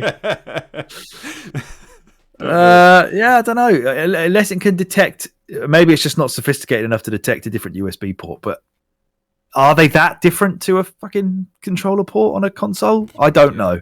It might be well different. I don't know. Yeah. But to me, I could not believe you had to do that on a game you bought this year. Like, he bought the 2023 of the available 2023 version on Steam of Metal Gear Solid. GOG. Good old games. On GOG. Okay. Maybe, yeah. So, and you look online and people just like, I don't know. There's no way to do this other than you just got to play with a keyboard and be good. Fucking Christ. Explain your number 1. My backtracking Resident Evil 4. I've kind of forgotten it now. But I remember being incredibly annoyed before what's the little guy that you have a boss fight and he turns into a massive spider. Oh, yes! When he tells you, literally the game tells you. Salazar. Yeah. The game Salazar? Yeah. The game doesn't tell you that you're going up to that area, you're hitting a point. When you go up in the cable car up into that part of the castle, you're essentially hitting a point of no return, and you cannot backtrack to pick up stuff that you've missed behind. And I'm a big fan of, because we'll speak about this tomorrow in Alan Wake, but at a certain point, I enjoy collectibles, but at a certain point, I start finding them distracting and stressful, I think is the right word, because I'm like, I can't miss one, and it actually stops me enjoying the game. So the way I get round it is I say, right, I'm just going to play the game, and then when I hit an obvious point where I am just now, like in Alan Wake 2, I think, right, I'll stop, and then I can concentrate on, I can go and look at a guide, and I can concentrate on the collectibles and feel okay about it. And it's something I can, depending on the game, I can listen to a podcast while I'm doing it and sort of find my own fun in a different way within the same game. The Witcher 3 is exactly the same. So that's what I tried to do in Resident Evil 4 Remake, and it just didn't tell me. And I think it actually at some point says, go back and mop up. Maybe it doesn't. But yeah, he does say something like that, but he kind of... He just sort of like, it's the merchant just kind of says it, like off the cuff as you're walking away. He's like, before you go into this boss fight, if you've got anything you want to do, yeah, do and you can't. That's bullshit. Yeah, that is bullshit. What are we left with? The Mario Wonder the one. The final test in Mario Wonder, the last level. I liked the last level except the invisible part. I sort of eventually found like a sort of sick catharsis in doing it. Apart from the invisible hat, which was just shit. It wasn't fun. And it was at the end of a section as well, so you couldn't even just sort of learn it and get it over with. Yeah, you had, which you had to repeat large, like at least at most 2 minutes of real, like, steady concentration, to the point where most of the time you and I had got that bit down to absolute muscle memory. Like the first 3 bits before that were just like, you just get this fucking over with. Honestly, I nearly threw my Switch out the window. I fucking hated that last bit. And then when you did it before me, and I thought, okay, David has he's done it now. He's living this stress-free life in this paradise of having completed the game, sitting there waiting for me as the podcast deadline looms near and I haven't done it, and we're going to go to record the podcast, and I have to admit to the millions of listeners that I haven't done it. And then when that fucking person at work was like, I did it in one go, even though she was talking about the wrong level, she was talking about the Bowser level, but she thought she was talking about that. And I was just like, you did it in one go. You are a fucking what? You're a wizard. But no, just if you hadn't have told me about like smashing that button so you get the little like weird emote above his head. Bullshit, because there's no, I think we'd still be going if you could. Like, there's no way Nintendo anticipated that as being a workaround. Essentially, you smash the top button that does a little question mark, and it means you can sort of figure out where you are. But that's still the top button on the face buttons, and your jump is the bottom button. So it's still quite a stretch of your thumb to. Oh, it's a whole new challenge, yeah. Yeah, it's like figuring out a new claw method to hold the controller to press that really fast and constantly while you're trying to land jumps on fucking fast moving balloons. Oh my god! Just what the fuck were they thinking? Who approved that? You know what they say? Oh, Miyamoto fucking lingers over your shoulder all the time, and he's like, do it this way. I know everything. I created it. Where were you on that one, genius?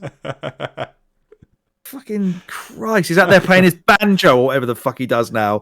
Having another go at Wii Music after he cries himself to sleep every night about that shitty E3 that they did. I'm going to play a clip of that right now. Fucking listen to this. There it is. I hate it. I fucking hate it. It's horrible. What a fun game that ends with the least fun I had all year in any video game. I genuinely mean that. I tell you what, I will never struggle with wall jumping ever again, though. Yeah, now I know how to do it properly. Oh, okay, God. Well, I reckon that's got to stay in. However, guys, I mean, if you want to just leave it as the final test, that's fine. Yeah, I don't have an issue with that. I mean, you're right. Some parts of that level are sick, but the last bit. Imagine if it had no checkpoints. I mean, it has like 3 or 4, but I would not have done it. And that's the thing. We'll never know, but that's the thing I think would make us feel so good about ourselves. I'd love to know the actual completion rate of that.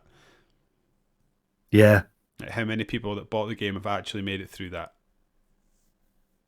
I reckon. Or even made it to that, because some of the previous levels to that are really hard as well. I genuinely think it's sub like 2%.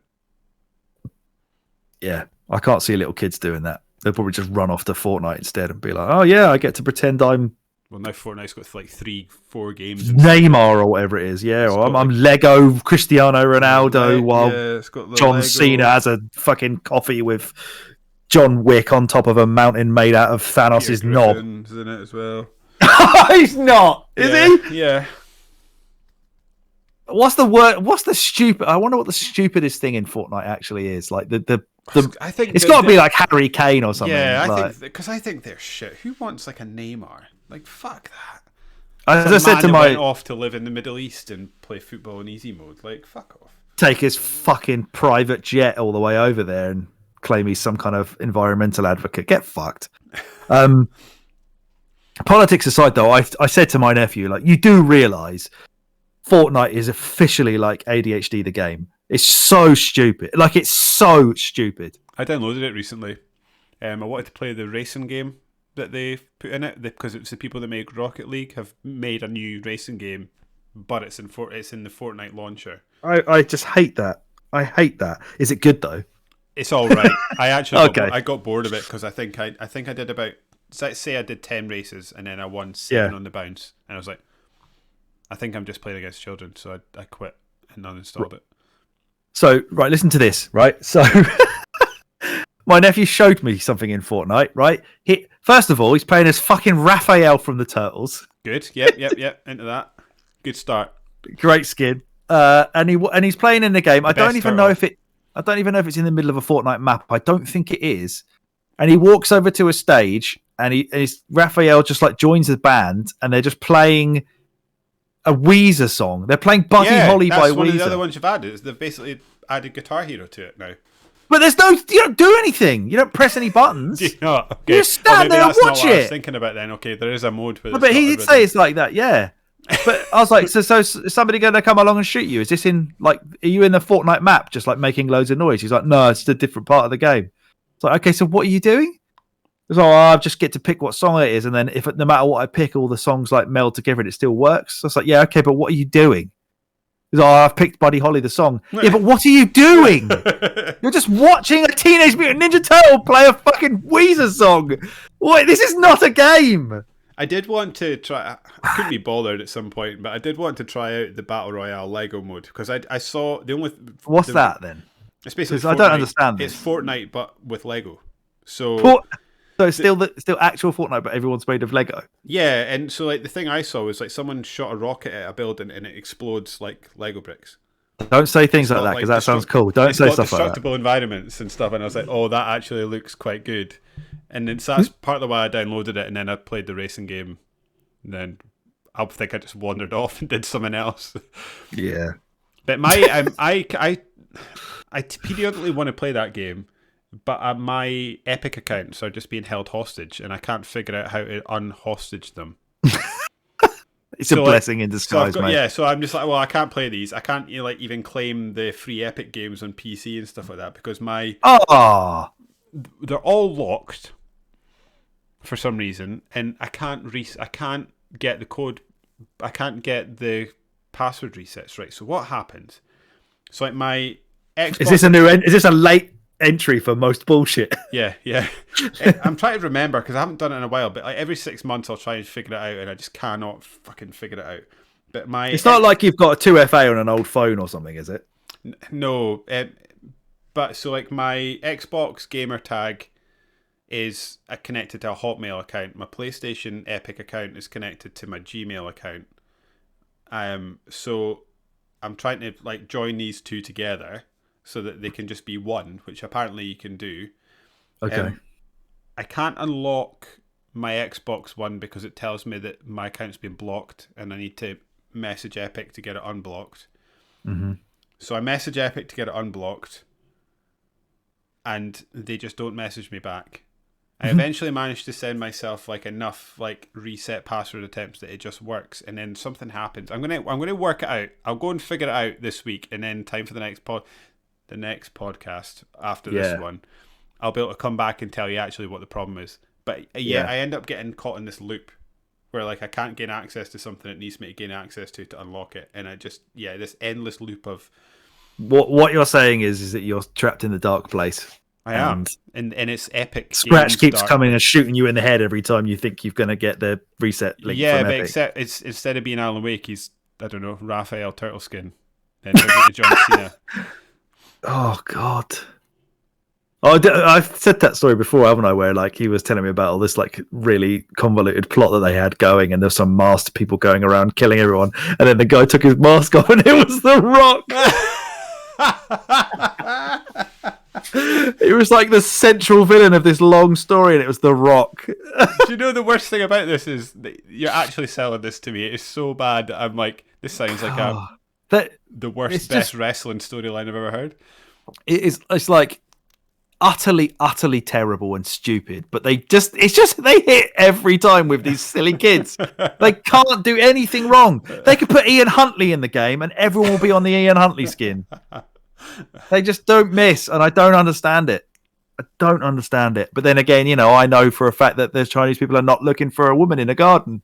So I don't understand. I understand things they don't understand either. There we go. And we come full circle.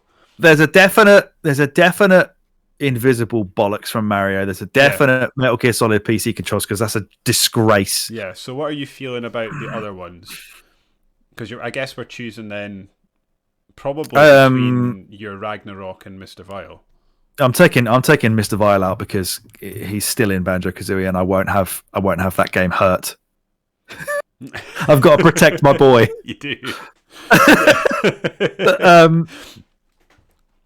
So we've got Metal Gear, we've got Mario, and then it's either the backtracking in Resi 4 or Ragnarok. Which again, Ragnarok is a design flaw of the game.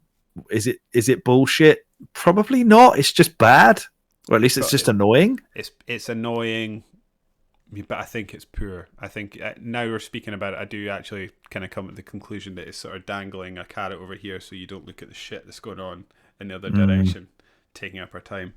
That was a cool game overall. I don't want to I don't want it's to a trigger, I great don't want to game. trigger Rob too much. I realise Yeah. he's probably sitting here absolutely shook up at the moment. But yeah, like awesome game. The nattering, I'm totally on board with you, and I do think like as a general, as a larger conversation, the map vomit, constant chattering is a problem that the PlayStation exclusives need to address, because the Horizon games are that and worse, as far as I understand. Agreed. Just let it breathe and let us just like collect ourselves before you go. Learn to pace your game. Pacing is not constant noise. That's not pacing. Resident Evil 4 remake is pacing. That shit knows what it's doing. This, no, that's something else entirely. But yeah, we'll cut that as well. So we've just got that backtracking glitch. Yeah. Which obviously I did not have. I must have done it all before then or something. I'd done it all before then. And I also I'm slightly aware that, I mean, I don't want to give it an excuse. It's still bad. Also slightly aware that like it wasn't game breaking. It was just something that really upset my particular equilibrium when it comes to collectibles. I think the winner for me has got to be that whatever wording for the Mario Wonder final level. Yeah, if you want to keep it to the invisible section, that's fine. So we'll do the end that of the. Almost broke me, and I think I would have found it genuinely upsetting if we didn't get through it, because it would be like I would have done admitting defeat on a Mario game. It kind of feels like we're too bigger boys to get beaten by Mario, doesn't it? Yeah. It's just like, come on, we're too OG. Come on, it's a Nintendo game. Fuck off. I'm not going to not finish a Nintendo game. I gotta tell you something, by the way. I can't even remember what it. Oh, it must have been that Backpage podcast, right? They, even though I've played a previous game and I absolutely hated it, but there's a guy at my work, Kieran, who's so into this game series, and I'm at a stage now where, for some reason, I just feel so compelled to play it that I've put it on my birthday list. Okay, it's a Switch game. What do you think I'm talking about? And he loves it. The guy at my work absolutely loves this series. Switch exclusive? Is it like a Nintendo franchise? It's a 2023 game, Switch exclusive. It's just come out, and not just come out, but it came out this last year.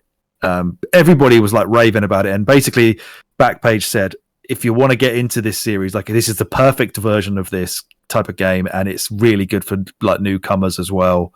I'm sure I heard them talk about this. So when I went for a hike at the weekend, I was listening to. I was like, "Oh, is it their 2023 Game of the Year one?" I listened to like half. Then of it, you know, this is not the place to start listening to them.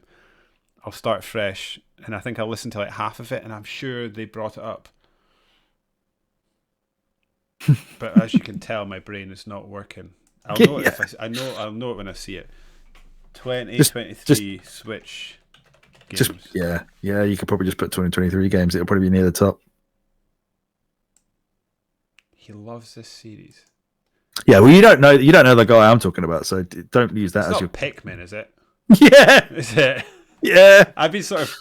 I think I really want Pikmin 4. Like, really want it now. I think that game looks incredible. Like visually, I think for a Switch game, that game looks absolutely incredible. Apparently, it gets very like hardcore by the end. Yeah, I've heard people saying that, and I'm struggling to think of a hardcore like Pikmin being described as hardcore.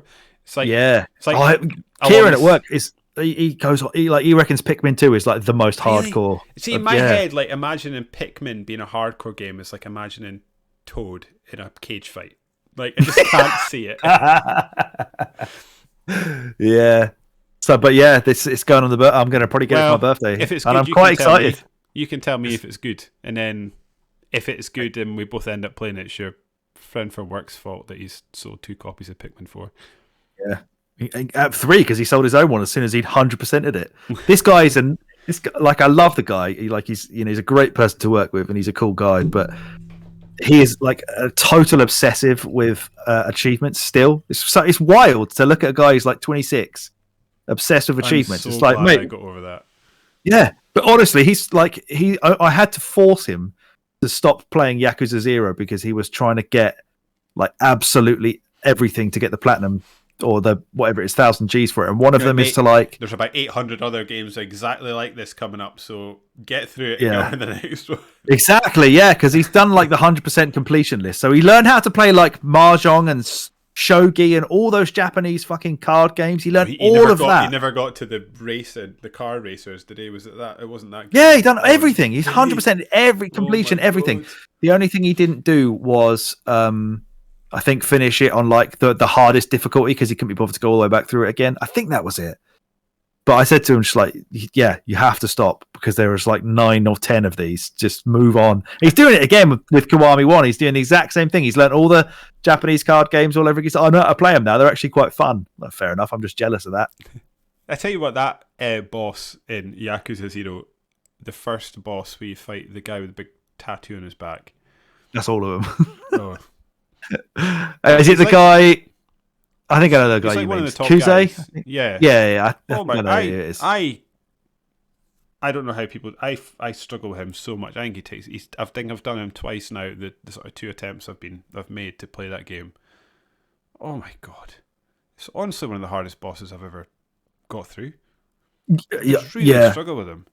I think you can probably cheese a lot of stuff in those games just by having loads of those drinks and making your heat meter go. Right. Get the ones that put your heat meter right to the top, and so you can just press triangle to win. I think you can probably cheese it, if I remember, or just pick up a weapon and like pick up a sofa or something and hit him with it. You come out of that like an absolute weapon. It's like the game starts proper after that, and you're just like Neo, because I found that boss is so hard that everybody's just getting their head smashing. Apart from that big guy. Oh, Mr. Shakedown. Yeah. Who fucking takes all your money if you lose to him, and you got to go fight him again to win it all back. I think I found him horrible. Got absolutely waz the cash off of him. Yeah, because you can ran away into the night. Yeah. Yeah. Oh, he'd be on this list if we'd played that together this year. He is some bullshit. Right. Runners so up. The end. I can't let anything go above the PC controls. I'm disgusted by it still. Yeah, and then it's your backtracking getting completely cut off in Resident Evil 4. Congratulations, Mario Wonder. Yeah, winner of the most bullshit award. Also runner up in best gameplay. So I don't know. You win some, you lose some. Yeah, you win some till the very, very end. Next. Well, we did read it out, but anyway, our final ranking nominees being blocking David's backtracking in Resident Evil 4 Remake, the Metal Gear Solid Psycho Mantis PC control section, and the winner is the end of the final boss in Super Mario Wonder, specifically the invisible section. Yeah. Next up, best surprise. Okay. Tell me why Alan Wake was a surprise, Alex. In fact, can I have a break to have a pee and make? I need another drink. Yeah. Come glass so. Right, Alex. Yes. Tell me why Alan Wake is a surprise of 2023. Oh yeah. I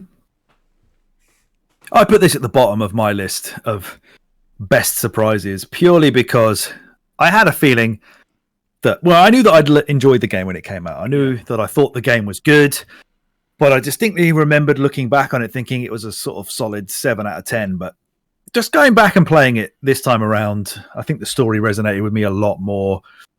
And it was just so much better than I remembered. And I just don't think any 360 era game is likely to make me feel that way. Mm-hmm. Most of them will probably end up making me think that they were worse than I remember. Hopefully not. No, hopefully not. We're about to have a big old year of Xbox 360. Like, all they'll be as I remember. Mm-hmm. Like, oh yeah, this is as good as I remember. But this genuinely felt a lot better. A lot better than you remember. I think I fully agree with that. I remember, like, a lot of it, even like the power station section and stuff like that, I'd sort of completely deleted from my mind. I think at some point, yeah, I'm trying to think back now, and like, yeah, I think because it's slightly higher up my list, it's just I cannot really build. I'm trying my best here, but failing. I can't really build on anything that you said. It was a game that felt like a 7 out of 10, but actually turns out it was so much better than that. I think what I took away from it largely is I felt like it was quite nonsensical when I played it back in 2012 or whenever it was that it came out. And actually, when you take the time to think about it, it is quite a coherent game for the most part, and it just knows what it's doing. It was just a style of game that I was not really used to, and now I'm maybe a bit older. I was going to say wiser, definitely not, but slightly older and just a bit more open-minded to that sort of thing. Yeah, I think it hit better now than it did when we were younger. It really did. I don't know how much the fact that we played the remastered version helped in that.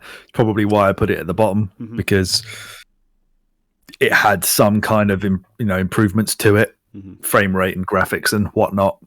Almost certainly. So if we'd played this on 360, we might not be as impressed as we were. But just a really well crafted game. I think they hit all the beats they were trying to hit. Gameplay wise, yeah, it was a little bit one note. The sequel's not exactly a massive like evolution of the Alan Wake formula. There is still a lot of like shoot them with the torch, then shoot them with the gun. It just felt a lot better because the mechanics of the movement and the shooting were just improved wholesale in the second one. But it's still basically the same sort of thing. So yeah, just like a really pleasant surprise. We were basically just kind of doing it as like let's just do this as a podcast because we're going to play it to remind ourselves because the story's quite all over the place. So before the one that comes out that we're really excited for, let's play this first. But it was more than that. It was more than, Crackdown being a demo for Halo 3. It was Crackdown being a good game kind of jobby. Yeah, absolutely. Totally agree with that. Metal Gear Solid was the best surprise because I thought a broadly similar thing. I have played it in the past, obviously, and I don't know, I've got a sort of passing appreciation for Metal Gear Solid. I remember when I was a kid, I liked the first one. I really liked the second one. Never played the third or the fourth. I didn't like the fourth. And I thought the fifth one was awesome. I encountered a few bugs, but because I was just totally disengaged with the story, when I sort of ran out of speed with the gameplay, I just put the game down and wandered off and felt completely satisfied with that game. So I've got a sort of up and down relationship, I guess, now that I've actually gone through some of the games. I expected this game to have aged poorly. I thought it would control strangely. Agreed. I was fully ready for the story just to be uninteresting, but I found myself kind of swept up in it, despite it. I agree, actually. Madness. Yeah. So yeah, that was another obviously best surprise nominee. That I'm pleasantly surprised in how well that game holds up today. And I guess because of the feeling that it holds up well, it speaks to how good it actually was. Like everybody knows that this is a huge deal. Like it's a massive franchise. It's got millions and millions of fans all over the world still to this day. So perhaps, yeah, this type of surprise kind of leads more towards the way that we kind of not look down on it, but just we're not massive Metal Gear heads on this podcast. No, and I'm also not a massive anime fan, which Metal Gear Solid is fucking anime, whatever people say. Yeah. Sorry, I keep doing that tonight, cutting you off mid sentence. Carry on. But so what I was saying is like, it's not surprising that Metal Gear Solid is good because loads and like millions of people know that. It's just, we looked at this PlayStation game from 1998 and we're like, holy shit, this still has a lot to say and this still plays really, really well. And it's just fucking cool. Like it's really cool. It's a slightly less extreme version for me, at least, because I know you've always been a big fan of how much I've found that I really still enjoy the old school Resident Evil games, which is why Resident Evil 3 is on my list, because it continues to be a series or a sort of style of game. I remember back when we started Great this, segue. I was, thank you, sort of thinking that, this game is old, it's going to feel outdated, and I can maybe appreciate what it did, but I think from maybe a modern perspective, it won't hold up quite so well. I think they hold up perfectly well. You just have to get sort of used to the tank controls and accept them for what they are. And I think Alex has always said that there's a sort of satisfaction in becoming good at tank controls. Yeah, there is. There actually is, and I think Metal Gear Solid 3, not Metal Gear Solid, Resident Evil 3, sorry, was another excellent example of that. I saw in the run up to, I spent a lot of time working throughout the pandemic watching a combination of basketball and Let's Play Resident Evil series on GameSpot, where Mary Kish and some other dude that I've forgotten his name, they were just played through all the Resident Evil games, and I sort of sat in the background with Resident Evil 3 during the pandemic and had it on, and I remember seeing, it's Mr. X, isn't it? Or has he got a different name? Nemesis. Thinking he looked really stupid and quite hokey, and he is, but actually he's still great. It's still sometimes, and it's still pretty intimidating when he appears. Like the bits and pieces that game does, where it has like the attempt at branching path lines, wrapped up in the sort of hokey silliness of Resident Evil that series is often known for. And again, to sort of say something I've said on a lot of Resident Evil podcasts, sort of coming to the old Resident Evil games, expecting them to just be silly, shallow experiences. Actually, the hokiness is part of what makes Resident Evil great. And I've done a switch from thinking it was something you just had to sort of ignore to actually appreciating for what it is. And yeah, Resident Evil 3 is a continuation of that. And actually, because we've played, sorry, I'm going off on an absolute rampage here, but because we've been playing the Resident Evil games a lot over the years, it was a fun surprise how different Resident Evil 3 is to 1 and 2. Like, Resident Evil 3 is got a heavy focus on shooting in a way the first sort of 2 originals don't. Yeah, and it plays better than the both of them as a result. It does. Yeah. Yeah.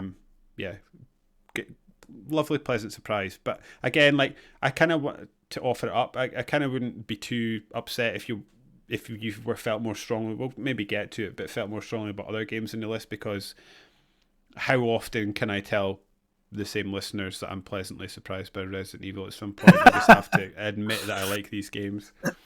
Yeah. I don't know.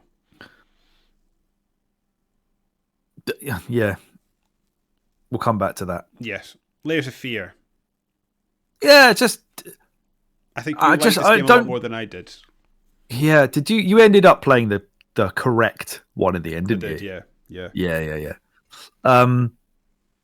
I think mostly I was pleasantly surprised by the fact that I wasn't sure if this type of game was going to be for me, and it felt like it was one of those games where it has its fans, and it has like its, you know, people talk about it when you look up like scariest games or whatever, and I was just like, okay, well, you're also telling me it's a puzzle game, so how is this actually going to scare me? And I don't know. Obviously, I picked it because I expected it might charm me, and it just did in the way that I didn't expect.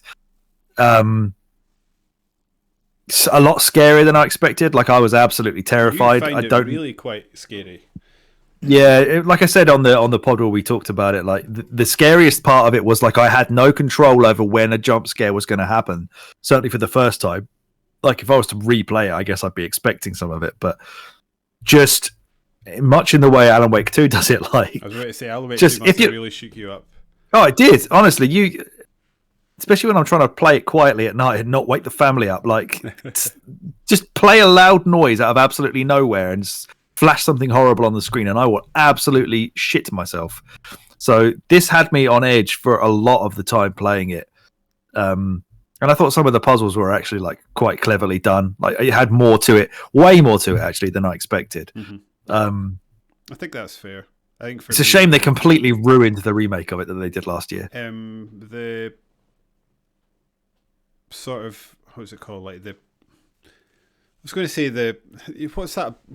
I'm hoping I'm remembering the actual proper version of the game, since I sort of played both of them. But the sort of fantastical stuff at the end with is it like the spinning rooms? You've got to go around picking up, is it jigsaw pieces or something in that sort of big open area, and it keeps changing, and you've got to I think that bit sort of ruined it for me a little bit. It went from this sort of like scary, bit largely grounded within its own world game to this thing that was just nuts.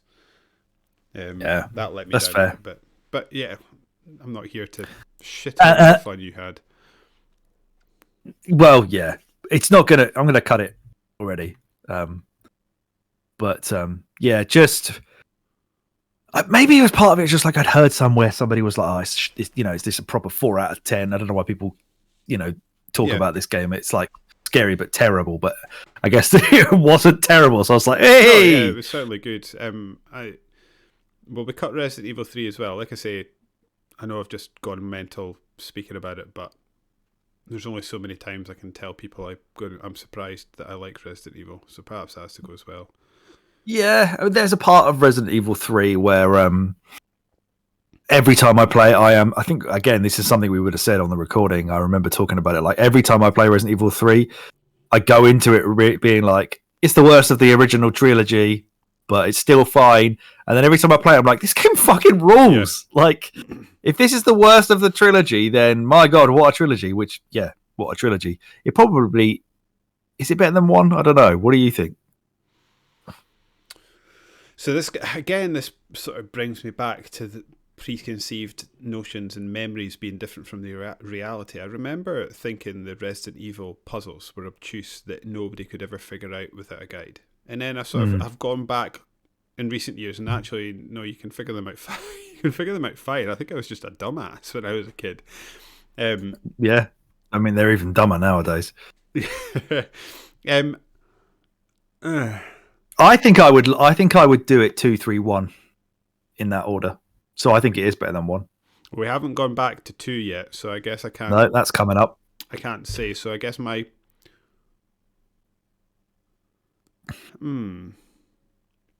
I think so. But I don't think 3 is good without 1 as a sort of predecessor. Like, I wonder if it just went straight to 3 if 3 came out and was the first Resident Evil, if that would have the same effect. I don't know. I honestly would have to sit and think about it for a while. I'm really struggling with that one. Let's have a quick look at when we did our ranking of Resident Evil, because we put the order somewhere.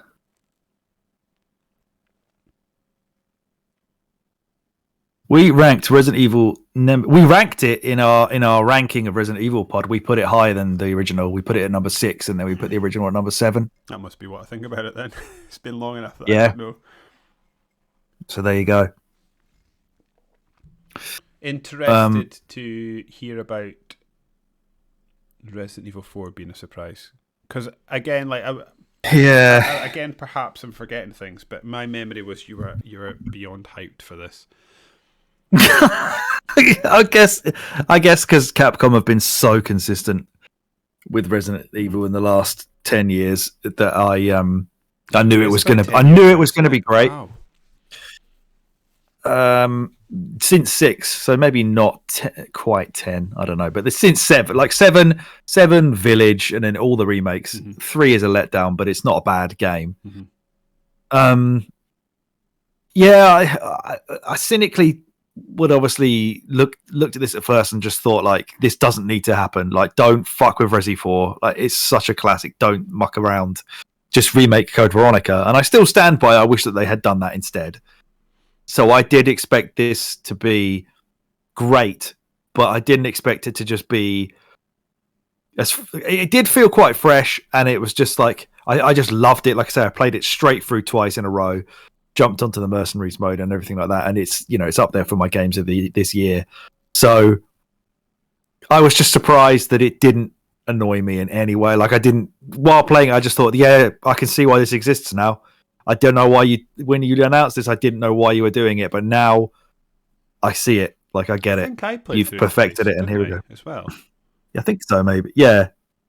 Yeah, I did, and then I ran through all the mercs, but I didn't really stick with them. I just sort of saw them through and moved on. Yeah.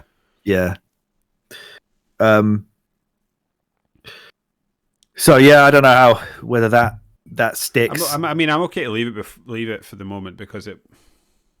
Well, we've got another remake on there as well, haven't we? We've got the Dead Space remake, which we kind of touched on earlier, and EA didn't ruin it. Yeah, I just think, like, if you coming into 2023, if someone had sort of told me cold that, given how EA have treated the franchise, EA have now also got under the skin and made Dead Space 3 and Mass Effect 3 and what they did to Dragon Age and stuff like that. They're of like what their 20-year long. I know they're doing it now, but like their 20-year long crusade to ignore the skate franchise. They just like unless they can make billions out of it or FIFA money out of it, they just seemed not interested, and they just chasing the lowest common denominator. And I think so. If someone had told me they're remaking a Dead Space, the people that made Dead Space have since left EA and have formed their own company, and they're making a sort of spiritual successor. You can pick one. Do you want to play Callisto Protocol or do you want to play the Dead Space remake? I think all day I would have been picking the Callisto Protocol. Because even if you had given me the elevator pitch for Callisto, it's a prison ship or beside the moon that's called Callisto, isn't it? Is that how it is? Yeah. Yeah. I was like, that sounds great. That sounds like, I'm sure I've seen like a Sylvester Stallone movie of the similar ilk that was just really fun. And yeah, and they whiffed it, and I actually think EA nailed every aspect of that game. It is a top quality. It looks better. It looks better. It feels better. It kept the stuff that was memorable about the first game and improved upon them, and they have sort of gone back to the library flood level like they did in the Halo collection and sort of tightened those up to make them a bit more coherent. And that was the bit where you're out in space shooting those guns at the asteroids coming towards you. That was awful in the first game. Yeah. They obviously, we said about it at the time as well. Like they made the ship actually like a proper place that you could move through rather than just sit in a loading screen and go back to a different segmented area. This was all connected, which was a really cool idea. And considering this developer's only been around for like 7 years at this point, and it's only done 2 Star Wars games before it. One of them was that Battlefront 2 in collaboration with DICE, and then the other one was Star Wars Squadrons, which nobody played. I just think it was really the cards and the deck was really stacked against this big game being good, and it is against all odds turned out amazingly well. And I'm now excited to see if they go ahead and do another one, or they go do something different, or what they do with they've Resident Evil'd the Dead Space franchise to me, as in they've blew life into something I thought was long dead. Yeah. They're apparently working on an Iron Man game next, so okay. Well, won't be them that does it. Again, then. I don't know if this necessarily did as much to kind of refresh the game as 4 did. This felt like it was almost more of like a shot-for-shot remake than 4 was. Yeah, that's fair. Yeah, well, I guess that's the detraction on it, isn't it? You're right enough. It is pretty much a shot-for-shot remake. It's just this one was done by a totally different developer who've only just sort of come into existence and was published by EA and not disgustingly terrible. So, I mean, Capcom are a safer pair of hands. All right, Shinji Mikami's not there anymore, who obviously was the director of Resi 4, but Capcom have proven themselves to be a safer pair of hands with their remakes recently, whereas this one came out of absolutely nowhere, really. So I can accept that. Yeah, that's probably more of the surprise than Resident Evil 4. I think also, and this isn't a dig. This is sort of, I think it's just like a true observation. I think a lot of your anxiety surrounding Resident Evil 4 was just your love for the franchise, rather than actual legitimate. Although no, actually, did you feel that about Dead Space as well? Though I think to be fair to you, given that the Resident Evil 3 remake was an ever so slight whiff, you maybe did have slight cause for it. For me, it was a surprise that it was good, but I mean, it could have come out and it been awful, and I would have just moved on with my life, because Dead Space 3 for me absolutely killed my interest in that franchise, and they've done it so well now that it's sort of brought it back to life. Yeah, for me now that I'm sort of interested in it again. Super Mario Brothers Wonder, I'm interested to talk about a wee bit, because I've been trying to think about how I would explain this game, and the thing that sort of turned me off in the lead up to it is watching the trailers in the game in the lead up to release. Gave me the same impression I would if you would walk into like a sweet shop as a kid and smell it, and it just smells like that sickly sweet. Everything in here is going to taste great, but make me feel fucking terrible. Yeah. My teeth are rotten just by thinking about what's going on in this shop. And that's kind of what it gave for me. It was just like really bright and sort of like, I don't know, like trumpets and stuff going about the place. And yeah, the little plants talking to you. Yeah, and I thought I was going to hate it. And I didn't. Loved it in the end. And I loved pretty much everything about that game, apart from one specific part. Yeah, I mean, there are some. I do quite like the Mario sprite, and I like the animations that the characters in this game have. But at first glance, when you saw that first trailer come out, there was still an element, I think, to look at it and just be like, well, first of all, you look at it and you go, oh, 2D Mario, okay. Can we have an Odyssey 2 or something instead? You guys don't do good 2D Mario anymore.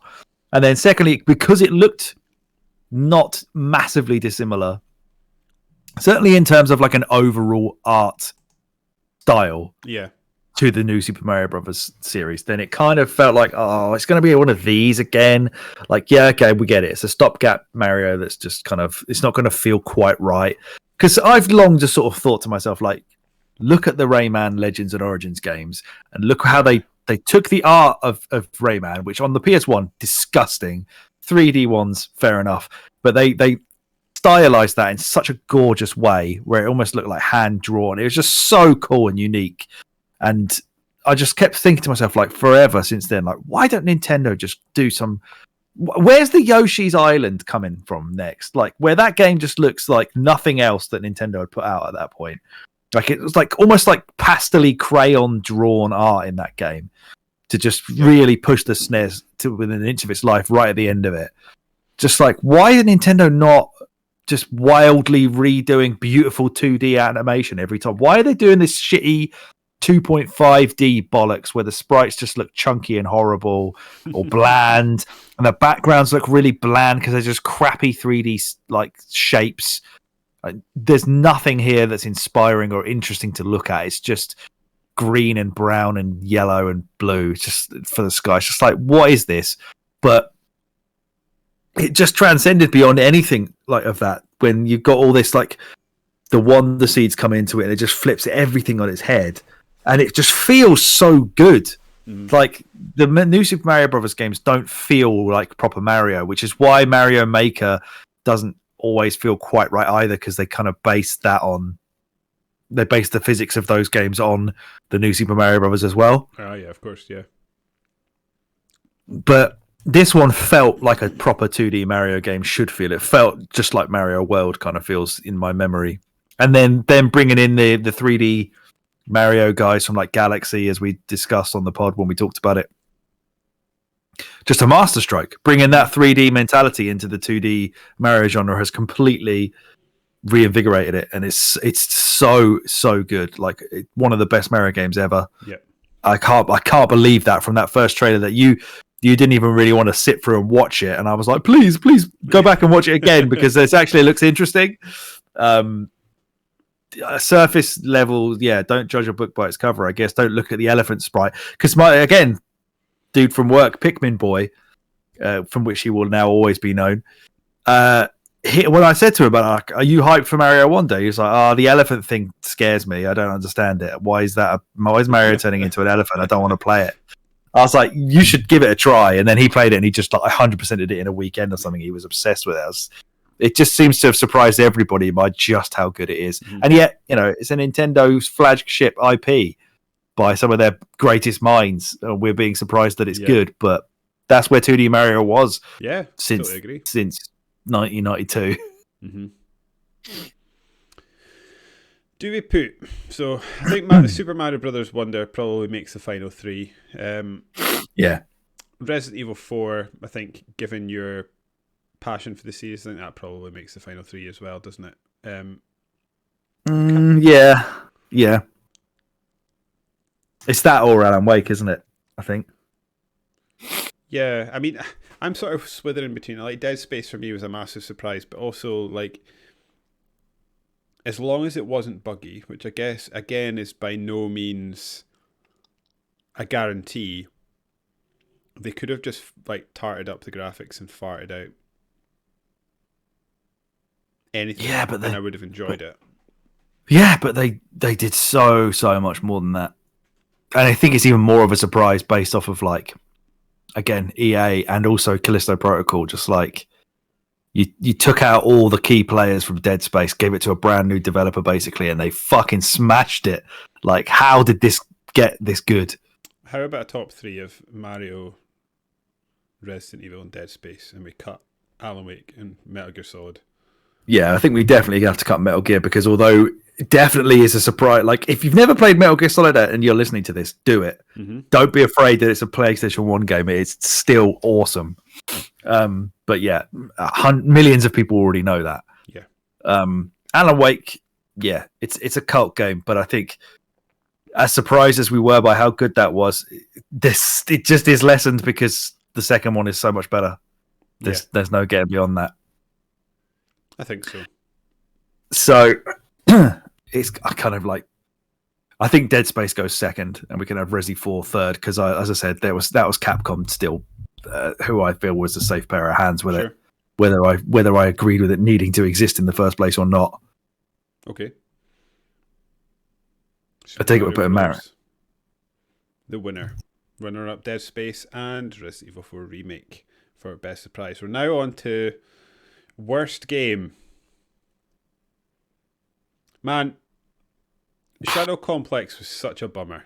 Like, I remember, like, for me at least, I remember coming into this, and I've got, still to this day in my head, memories of the Giant Bomb crew, like, raving about how good it was and when it came out, and them just having such a good time with it. And I was like, we're talking about Metroidvania's games, and I was like, this is meant to be really good. Now I'm sort of into these games after Castlevania. It's a Western-made one, which I feel inherently more comfortable around the sort of art style and stuff like that. So I was like, this might be a really fun one. It's sort of Epic led. Yeah. Yeah, this might be great. And it was just so bleh. Mm-hmm. It started off quite fun, but then the story goes absolutely nowhere. And actually, the story is awful. The power-ups aren't that fun. There's a mode where there's like one where you can run quite fast for a bit. Metroid's done that millions of times as well. It was not fun backtracking to go and look for collectibles, because that's the kind of game that I would love to, again, stick a podcast in and just like spend some time looking for collectibles. But the map was made in a certain way, is that you would spend ages maneuvering your way to a certain point and realize that you had to go all the way around the whole thing to get back to something that was on like the other side of a wall. I just think the map design wasn't as good as it could have been. Yeah. The art style was just, I don't know, maybe it's just... That's a 360 ass looking 360 game, right? It's so grey and brown. The final boss as well was so stupid. Like, it was meant to be this really intimidating thing, and I worked at a place I could just sit and hide. And then just pop out, do what I needed to do, and go back in. Yeah, it was a game that I was so excited for, that I thought would have some really good fun with it. And I think both of us ended up sort of just having to push ourselves through to the end, rather than actually wanting to finish it. Yeah.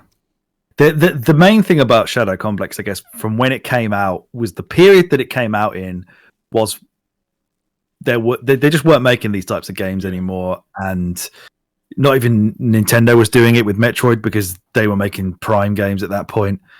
And the boom from the indie sphere of games didn't really exist either at that point, and it certainly wasn't as into Metroidvanias as it has been since Shadow Complex. So Shadow Complex has deserves recognition for sort of reigniting that genre and making people care about it again, basically just because a bunch of guys love Metroid and wanted to make their own one.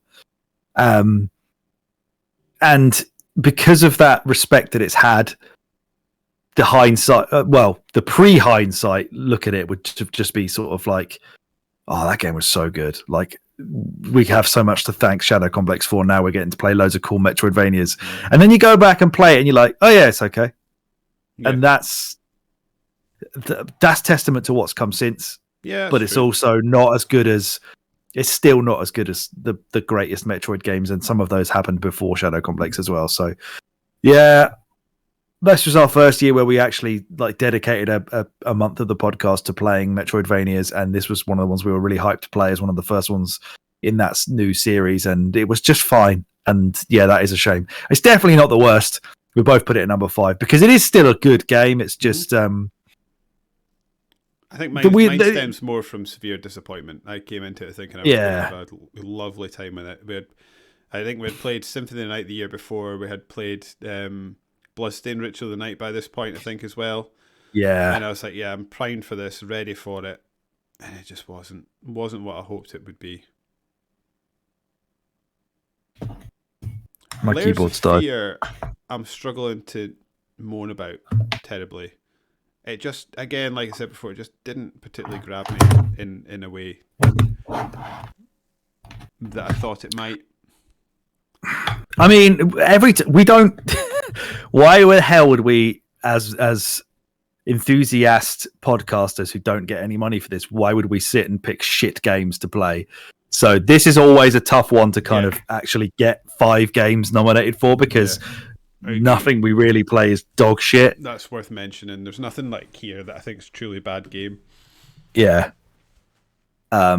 So yeah, Layers of Fear is just a 7 out of 10 horror experience, which is fine for what you know, scared the shit out of me. It's quite short. It's quite repetitive. So yeah, is it the worst game of the year? Absolutely not. I was quite pleasantly surprised by it, but there are multiple games that are far better than this. You remember, we're talking about Layers of Fear in a year where we played like Donkey Kong Country and Banjo-Kazooie and Mario All-Stars and like Alan Wake 2. It's like, it just has to be, something has to fit these slots, and that's one of them. Yeah. I think how I ended up going through this is I copy and pasted the list of games we had played, and then I basically took out the best games. So I took the top 5 games, and then I was like, right, is there a better game? Is this better? This number 6 game better than any of the 5 that's on the list? And if I did, I switched it out. And then that sort of left me with my favourite list, and then I had a sort of list of games that I didn't like quite as much, and then I sort of just did the inverse, and that's kind of what I was left with for worst game. Again, didn't hate any of them, but yeah, they just didn't quite get there. Simpsons Hit and Run, again, I had a perfectly fun time playing it. I loved it. I just think I'm just not sure there's a lot to it. I think with kind of what I came away with.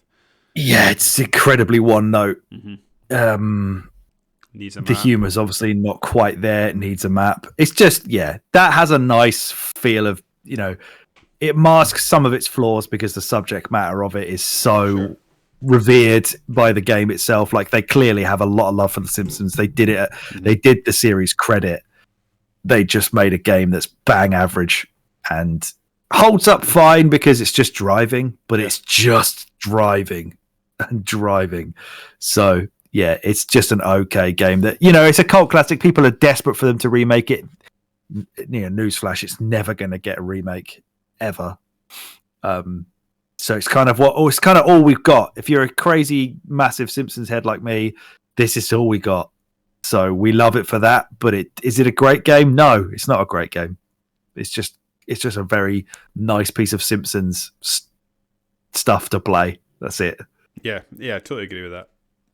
Warhammer 40k Bolt Gun, again, is one that I think I still maintain the actual you've explained that with your metal chat way better than I ever can. But like the gameplay loop feels weighty and grungy. Like firing that gun feels like you can feel it clunk as you're shooting. Oh, and there's a real weight to that. Yeah, and I love that art. I think that art style is great. It fitted perfectly. Yeah. It was like a really great way to deliver that world in a game. It's just I eventually got tired because it's just that bit more. So like you first see in Encounter a Chaos Space Marine, he's really intimidating, and then by the end you're encountering like 50 of them at once rather than one, and it's just the game never progresses beyond just giving you more enemies to shoot to make it more difficult. Yeah. It has a really fun sort of initial loop that long outstays its welcome. You're absolutely spot on. Yeah. and it's just tiresome by the end. It's just, if we weren't podcasting about it, I would have binned it off. Yeah. No, I wouldn't have finished it. No way. It's a slog.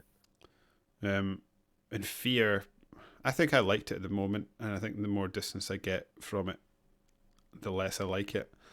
Like yeah. I said, sorry, mate. That's me. It just looks jumping like in. Go on. a 360 era game, but it's based on, it's a PC one, isn't it? I think the story's quite uninteresting. The environments aren't that great. Terrible. Just office blocks. Yeah, it's just a shooter that's does enough, and I don't know. There's quite fun moments.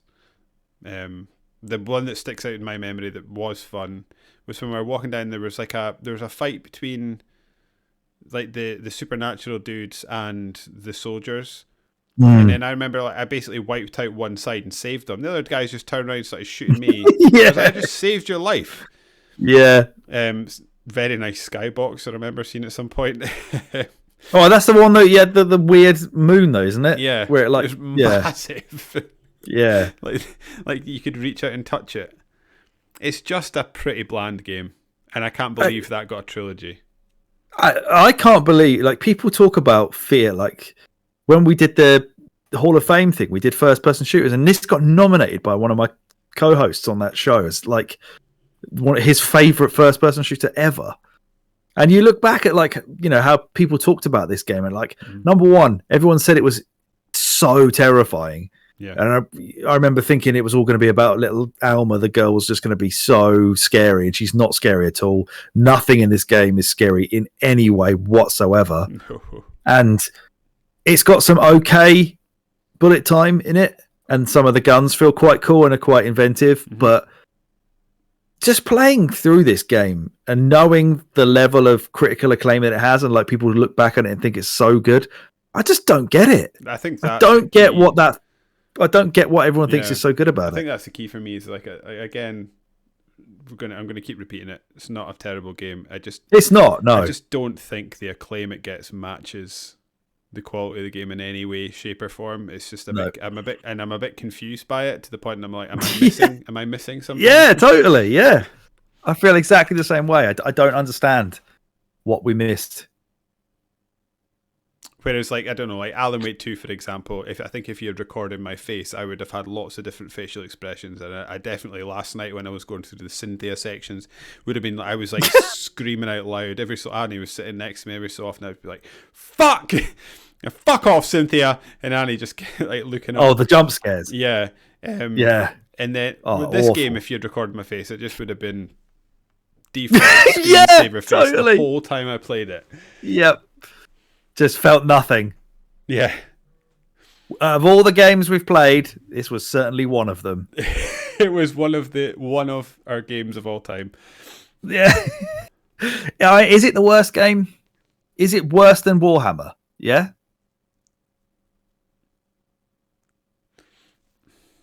Warhammer's got a fucking. I wanted Warhammer to be over by the end of it, but I quite happily played Fear. Yeah. Through to the end. I was just, like I say, stumped by the acclaim it gets. It's less colourful than Warhammer. I know, that's what I was thinking. Warhammer, you could look at Warhammer for a half an hour and be like, yeah, this looks awesome. There's plenty of stills in Warhammer. I would quite happily someone give me a picture and put it on my wall. Yeah. Fear's not going on my wall. But the actual gameplay, it's fine. I don't know. It's funny. Like, I'd say the initial wow moment to me for Bolt Gun is far better than anything Fear does. Yeah, you're right. You're right. Fear doesn't have a wow moment, does it? It's just kind of like, oh right. Yeah. I see somebody watch The Matrix. Okay. Whereas I don't remember going, oh, this again when in Fear, but I did. I don't know, from about halfway on in Bolt Gun. Yeah, and you know what? Bolt Gun as well, like, there's a lot of boomer shooter revival stuff these days, and some of it just feels terrible. Mm-hmm. But Warhammer feels really good. Like moving about that game world and the way it controls is really spot on. It's just, again, the level design and the difficulty curve is just all out of whack. Mm-hmm. Just It's just getting lost and then getting overwhelmed by just millions of twats. Whereas Fear, as you said, it's just nothing. There is no fear in Fear. No. I really don't want Simpsons Hit and Run in this top 3, but it's just driving, isn't it? It's just driving. I think I said this in the podcast. The thing I struggle with Simpsons Hit and Run, and again, perfectly fine time with it, and I did enjoy it. To an extent, this is a silly argument because you can't extrapolate, because part of the fun is the Simpsons part of it. Yeah. Would I want to play this if it had like a skin of the Rugrats? No, absolutely not. I'm playing it because it's a Simpsons game, and they're giving me that sort of Simpsons vibe. Yeah.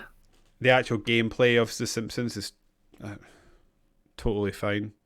Sort of Warhammer bolt gun, it just does the same bit more. That you had me absolutely shitting myself for the final level in Simpsons Hit and Run, and it was hard, but it was all right. What was wrong with me as a young man? Why couldn't I do that level? It was not that hard. No. It gives me a checkpoint halfway through it as well. You were like, I've never completed this game. I haven't. So we can tick that off this year, I guess. The thing is, I'm struggling with this. Like, as we're talking about, like, Shadow Complex is in at 5 for me. Yeah, I'm not moving it from 5. Well, this is the thing that I'm struggling with. Is like my number 1 and number 5 just gave me nothing. Yeah. Like, I don't have overly negative emotions about it, but I don't have positive either. Whereas I'd say like Simpsons, Layers of Fear, and Bolt Gun, I've got both. I sort of run the gamut. There's like bits that I liked about it, and then other bits that I just really didn't. So I'm kind of struggling on what I want to feel with this worst game, if that makes sense. Yeah, fair. There's nothing worse than just feeling like underwhelmed and bored. That is the worst. I'd rather feel something than totally feel nothing and be like, now I've got a podcast about it. If this was my podcast, I think my top 3 would be Simpsons. After a discussion, would be Fear, Simpsons, and Bolt Gun. So I can't convince you to put Layers of Fear in there just because I don't want Simpsons to be hurt. Well, this is again brings me back. I never want to play Layers of Fear again in my life. If I was sitting having a couple drinks, I would quite happily crack out a Simpsons Hit and Run. Me too. It's again, It's not the last time I'll probably play Simpsons Hit and Run in my life, to be fair. But it is the last time I'll play Layers of Fear. Yeah. Yeah. Okay. Yay! I think. Yeah. We got him. Yeah. Let's do that. Fear, Layers of Fear, and Warhammer 40k Bolt Gun. Where's Layers of Fear going? Like third? I would say. Yeah, I think that I've done quite a hard turn.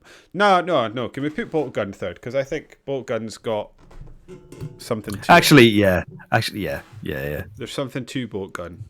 It just, it doesn't give me any more. Right, there we go. The loser is Fear. Goodbye, followed Fear. by Layers of Fear and Warhammer 40k Bolt Gun. What is it? Right. First Encounter Assault Recon. Goodbye. Yeah. The Outsider Award for games that David and I played out with the pod this year. Oh, you played Jusant, did you? I did. Go on, tell us about that. Jusant's bloody brilliant, man. Really brilliant. Really, really good. It's like a 3-4 hour game, super short. We were talking about, what was the game we were talking about earlier? It was God of War Ragnarok that just chats at you incessantly. This game is happy just to be quiet and let you explore. It's just like silence the game, and all the sound that's in it is, there's some soft music, but it's all quite deliberate and poignant, and it's got a bit of a is it that game company? Who are the ones that made the Scarf game where you climb up? Journey. Yeah, Journey. I don't know who made that. I've forgotten as well. Anyway, it's got a bit of a Journey feel to it. You're sort of climbing a mountain, and you get to the top, something happens. And then everything turns out okay. But yeah, it's a lovely game. The climbing mechanics. Remember that Ubisoft before they turned into Ubisoft, like on steroids, making the same game with different skins. They had like an indie studio they formed.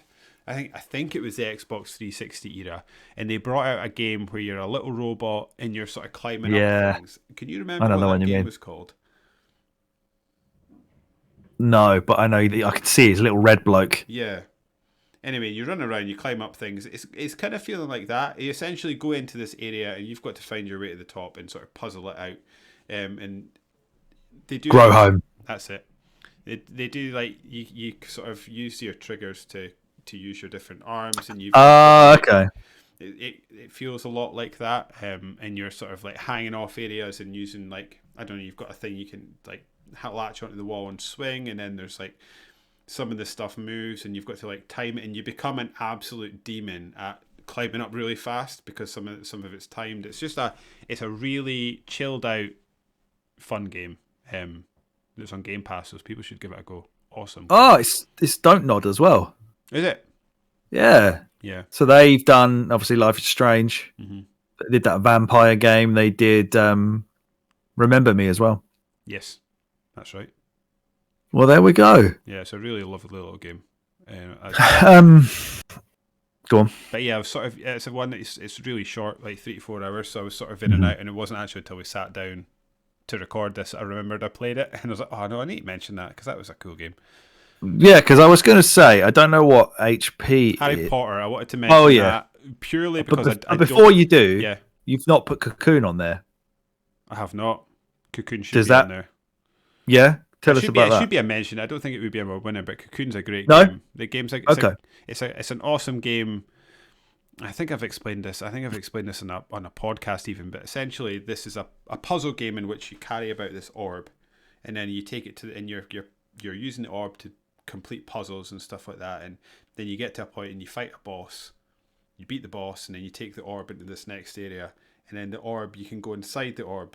And you find another orb, and then eventually you're carrying about these 2 orbs to complete the puzzles, and then you find this thing that allows you to put the other orb inside the orb, and you're completing these puzzles that are layered on top of each other. So then you're going inside like multiple orbs within orbs to set a mechanic, and then come out a layer, set something else, and then come out something. And then like for example, something will shoot into the orb, and it'll bounce off all the worlds in a certain way that you've set up once it gets inside to set off something in the bigger world.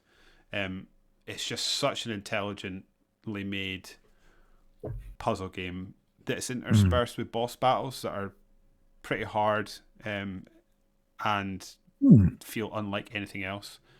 And it takes so you'll sort of learn how to do something within this set of puzzles, and then you've got to really take it to the next level to get through the boss and onto the next, Which is what a boss battle should be. Yeah, it's such a well-made game.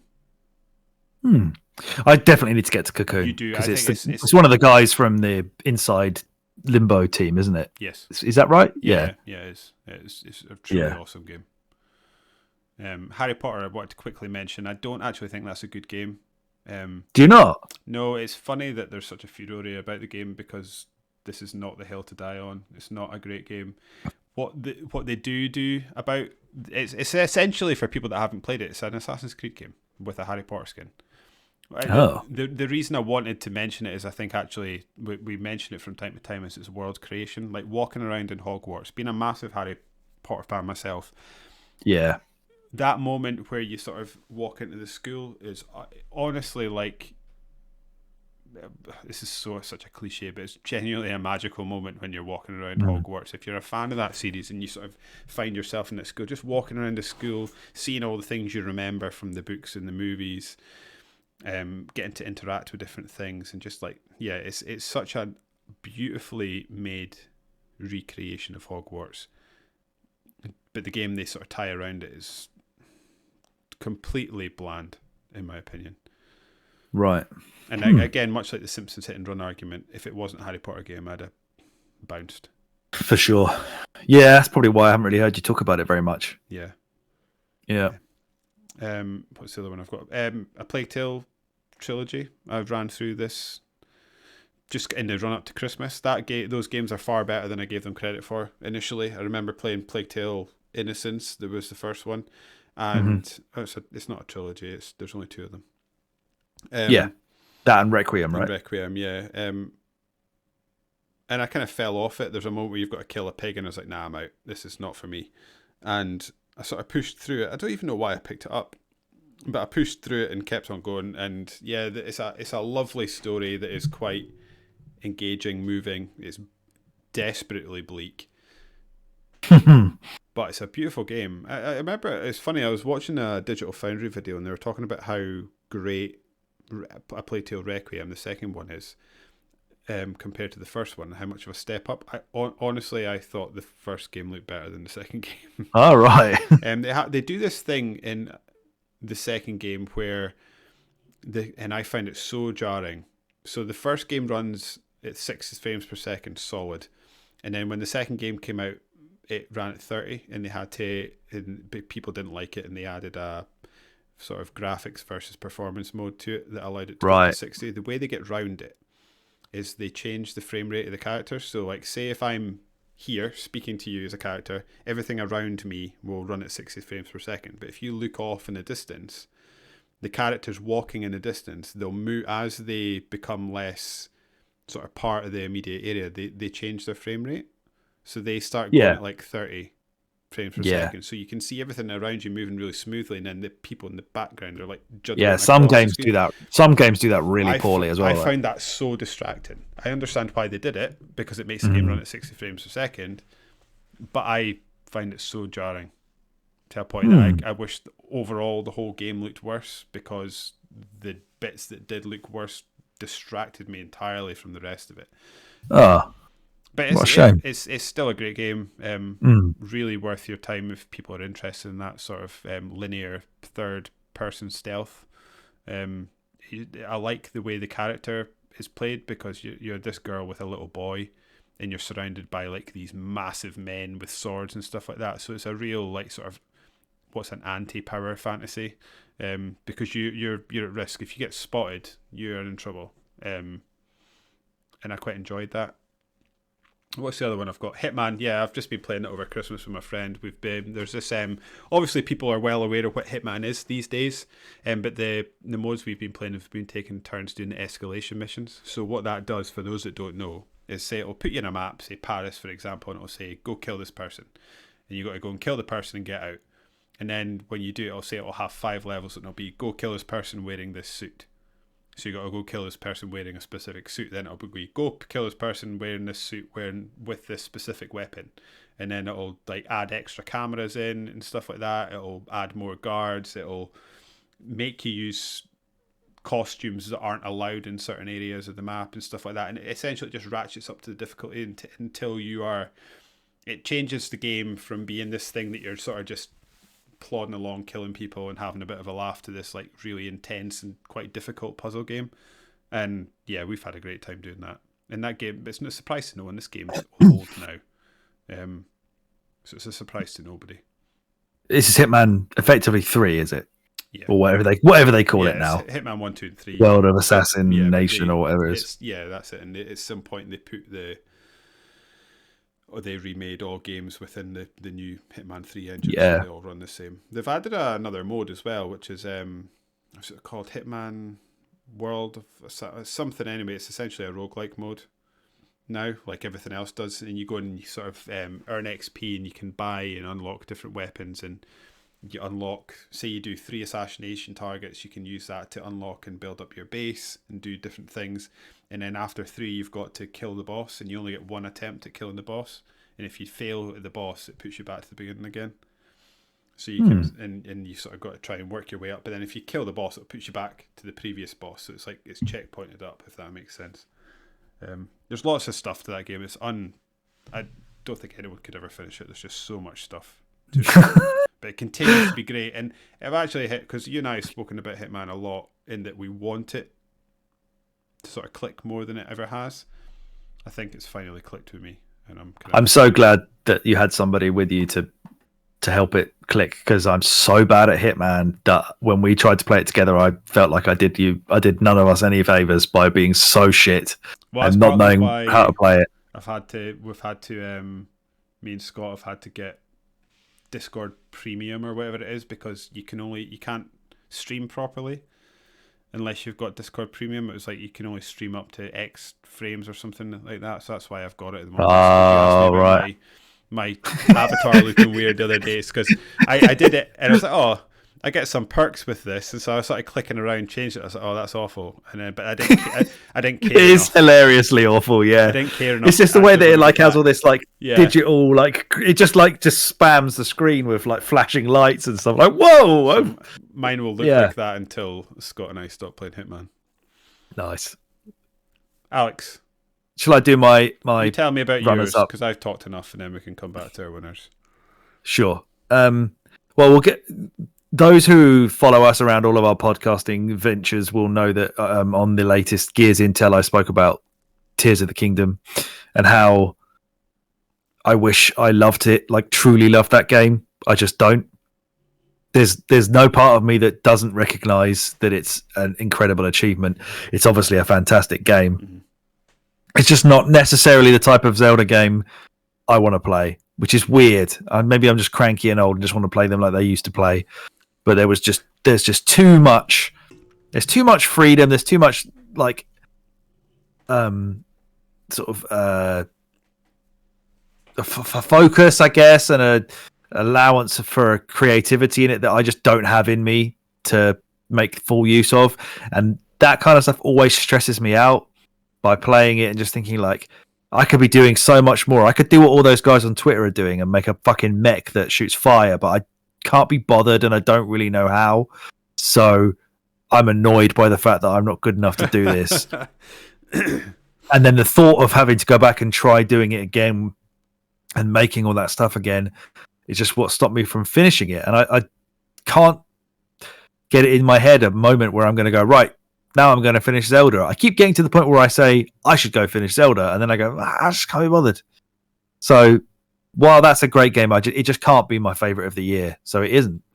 Final Fantasy 16 is kind of similar, although I did finish that. I put like over 70 hours into Final Fantasy 16. I was hooked in. I still want to get to that by the demo. Yeah, I think if you get to it, you will get a fair amount out of it. I think the combat in that game is obviously very accessible because it's by the Devil May Cry guys, so therefore it feels excellent to play.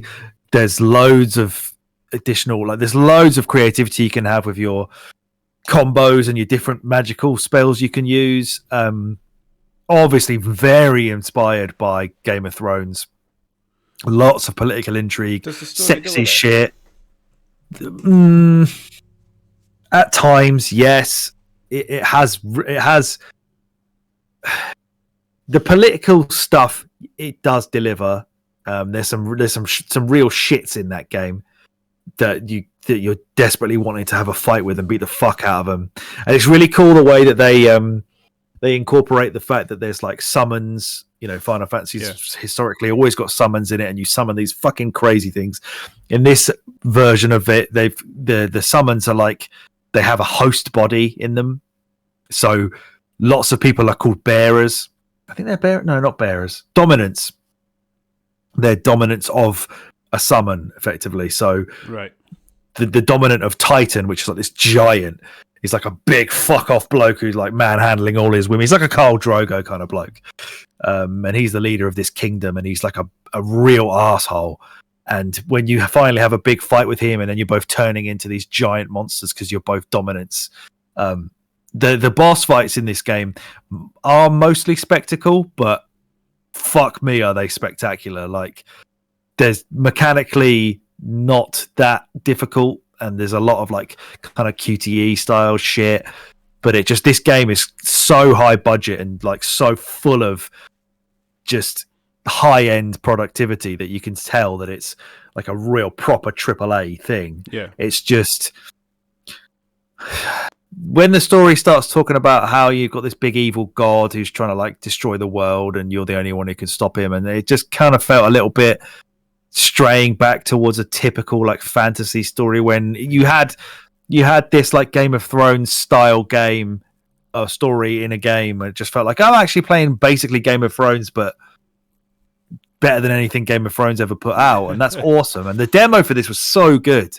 Like the way that just hooked me in with the way that ends and leaves it on a cliffhanger. I was so looking forward to getting back into it. And for a lot of the game, I trudged through it and I enjoyed what was being presented, but there are parts where like the side quests in it are abysmal. It is just fetch quests of the most mundane shit for basically no reason, and I cannot not do side quests. I just can't ignore them. It's so funny how much of a letdown they seem. It almost seems like the side quest version of, remember when Gran Turismo came out and they were like, oh, we're going to make some of the cars really detailed and then it feels like that. And I don't know why they did that. It's really odd. I genuinely have no idea that game is and how sort of epic of scale they want to do. And we live in a world in which The Witcher 3 exists and have shown us how to make interesting side content. It's not. It even even brings in some side content style stuff to the main quest line at times as well. So there'll be somebody who's like upset in your sort of base, your home base, because you're trying to build this new society of people who are nice to people who have magic abilities and don't, chastise them and ostracize them from society. And there'd be like a guy or a woman who's upset, and you're like, oh, don't worry, I'll go get you some fucking turnips for this recipe for a soup you want, and then everything will be okay. You're like, what the? I'm a god. I'm a walking god. Why is this happening? It's so weird. Like, that game could have had 20 hours shaved off of it if they took all that bollocks out, and it would be the most like mind-blowing 40-hour RPG you've ever played. But instead, it's a somewhat plodding 70-hour RPG with some really great voice acting, a really cool system of for the lore. Every cutscene that you watch, you can press the touchpad and it will pause the stuff that's going on, and it will have everything that's involved in that current scene you're watching, where you are, who's in it. I remember that being really useful. Yeah. It's so good. You can sort of, like, if you ever forget anything, there's just a click of a button. It's like, oh yeah. And it'll update it as like dynamically as the game's gone on. It's so clever. Like, every game should have that in it from now on. At least of that size. Yeah, I remember when I played the demo, I was like, this is so useful. Because especially, I find, like, I love fantasy, but sometimes if my head's not in the right space, or I'm having a moment like I have been tonight where my brain's just not working, and I'm like, because like fantasy stuff's got really fucking weird names, like everybody. I'm about to say, if it was all like Colin and Frank, you'd probably be all right, but it's not. But it's just like, oh, who's in fact, this guy does have a guy called Clive in it, but still. Yeah, I was thinking exactly that. Like, it's the names and shit that really confuse me, and in this, it does get like that sometimes as well. So, yeah, it's very, very useful. And you can pause it and check it out, and it updates itself as well, doesn't it? As the story progresses, So if somebody's done something, or they've, somebody's killed somebody else, or whatever, or moved, or changed allegiances, or whatever, it will tell you all of that stuff. So it's really fucking cool. But yeah, I was so ready for it to be done by the end. Like, I just was, I was going to get through to the end of it, and just really was fed up with it. Just get on with it. Just get to the end now. It's just, it just drags. But there's a lot to like about Final Fantasy 16, and I think if they can streamline it for the next one and keep it the same kind of style, then it's going to be pretty special. Yeah, I'm looking forward to getting that. I think I said I might actually wait until it's coming out on PC, right? Is that right? Probably. I might get it. I can't see why not. Put it in my old deck. That might be a good place for it. If your deck can handle it, yeah. I'm sure it probably could. But there is a lot of spectacle that you probably don't want to shrink it down too much. You want to see that on a big screen, because there's honestly, the boss battles are fucking wild. Maybe I could do the side stuff on the deck and then play it on PC. Go collect your fucking turnips on the Steam Deck. Yeah. Alex, Alex, tell me about Kirby, please, because I am simultaneously, like, I'm desperate to play this game, just not on a Switch, so maybe never play this game. Like, I just don't want to play it on a Switch.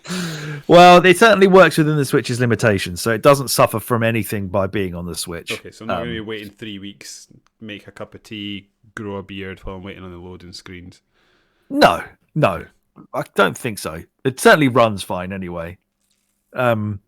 This is obviously not a game from 2023, but I went on holiday to Spain earlier in the year, and I took my Switch with me, and don't know why, but I just suddenly decided to pick this one out of everything in my Switch library and just focus on that on the holiday. And I had a really lovely time. It was perfect for like being in a sunny country, sitting by a swimming pool, just playing this delicious, fucking sweet and candy Kirby game that is obviously set in a world that's like post-apocalyptic. So it has that weird dichotomy of visuals.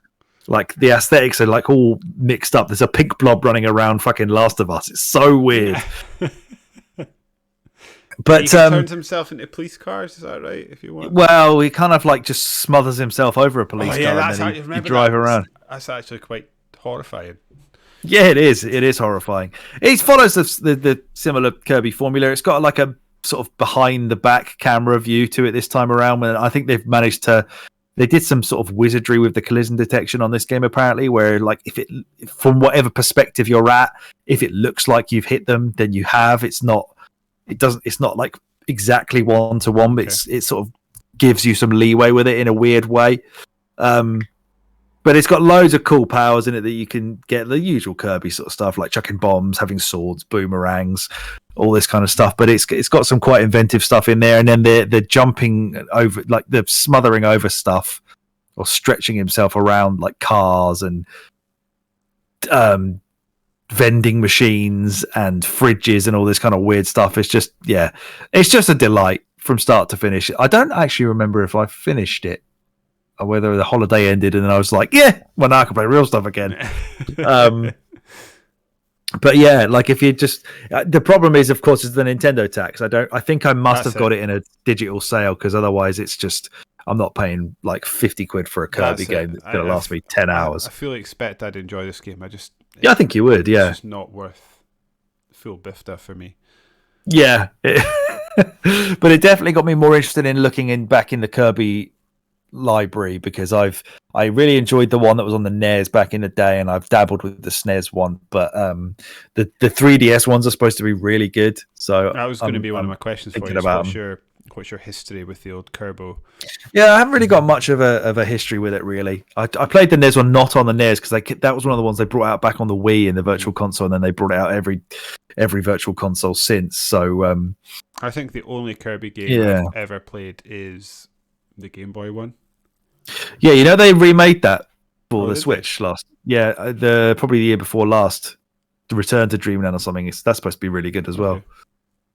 Hey, maybe we'll Kirby it up one day on a Winners U pod. You never know.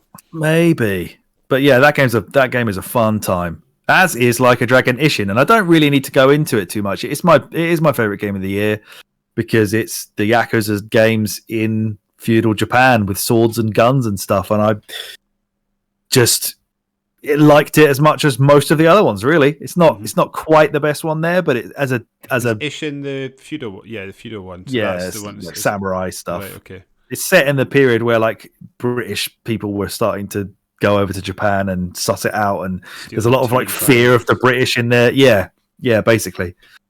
So just a really strong, as always with the Yakuza games, really strong story, really strong side quest stuff, wacky shit throughout, loads of stuff to waste time with, great combat. I loved it. I didn't realize this came out in 2023 because no one's talking about it in their end of the year stuff. But this is part of the Yakuza canon, not canon, but the library that people have wanted to get a hold of for decades, because it's a PS3 era game that never came out of Japan, and everybody now Yakuza's just hit this boom period in the West. Well, yeah, people have been desperate for this, so this came kind of out of nowhere. Like they're actually bothering to bring it to us. Have they had more than one Yakuza game this year? I feel like there's been another one. Or have I just Man Who Erased His Name, right, the Gaiden one. Yeah, that's why it's sort of eating its own lunch.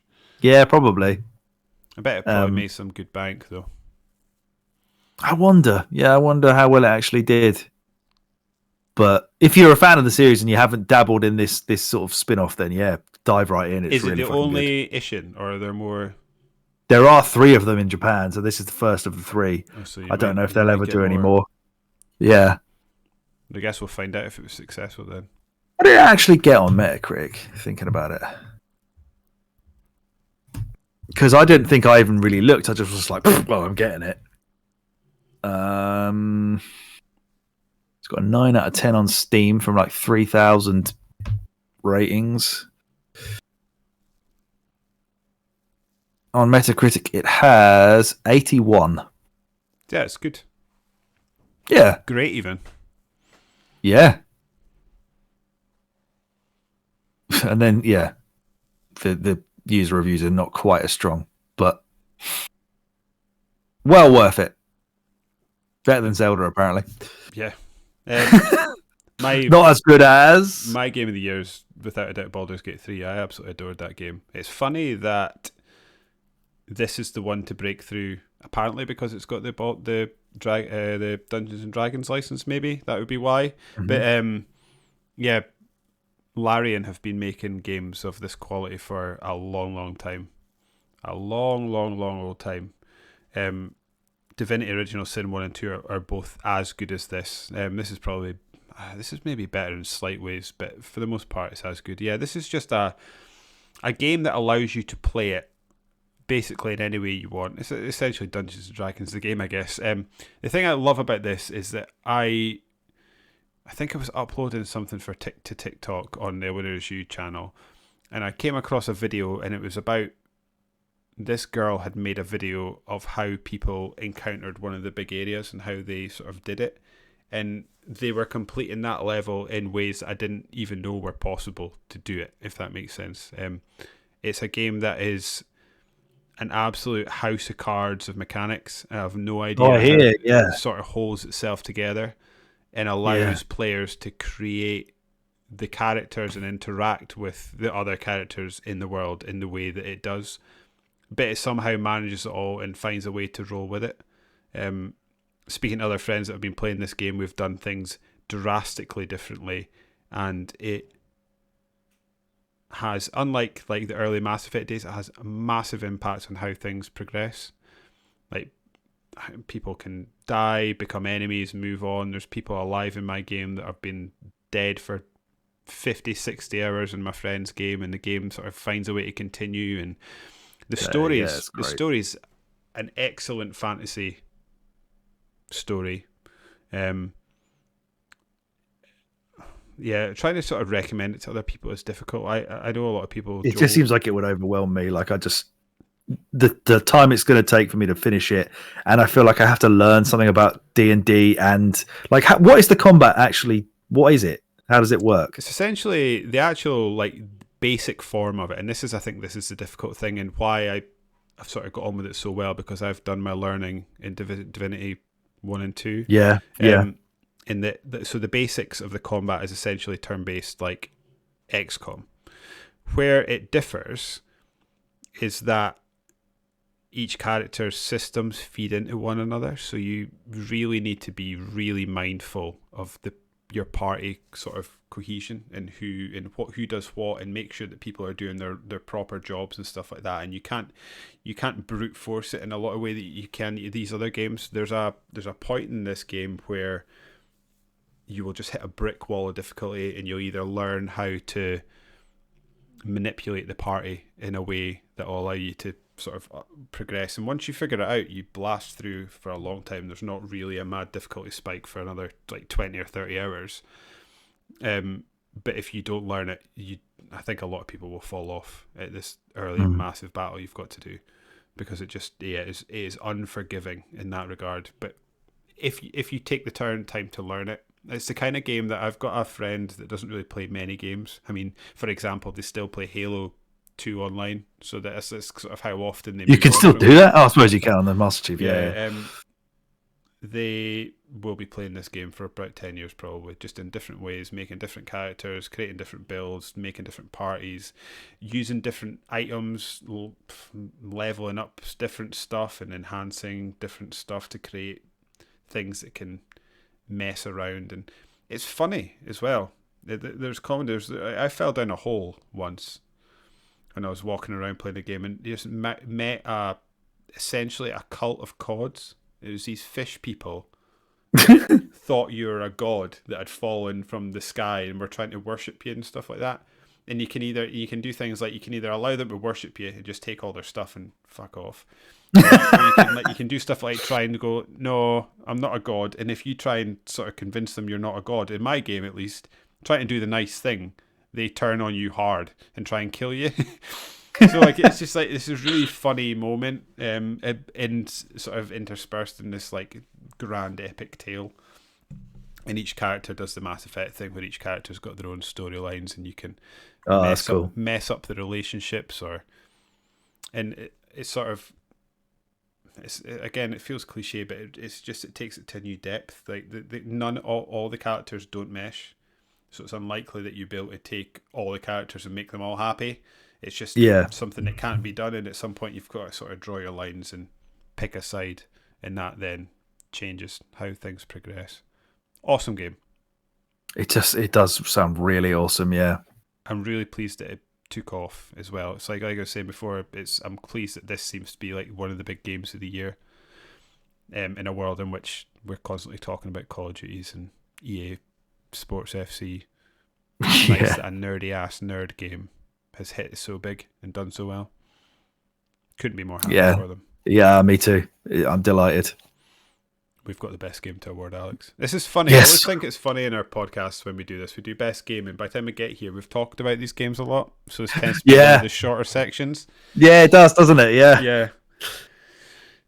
I've got Donkey Kong Country in mind because it's so good. It was fantastic, wasn't it? I love that game. It's just, it just makes me smile so much. It's hard, but it's, it still has that like real unique look to it that no other game looks like it, because they were the only guys doing that sort of tech on the SNES, and then the SNES died, so no one ever really did that again. Mm-hmm.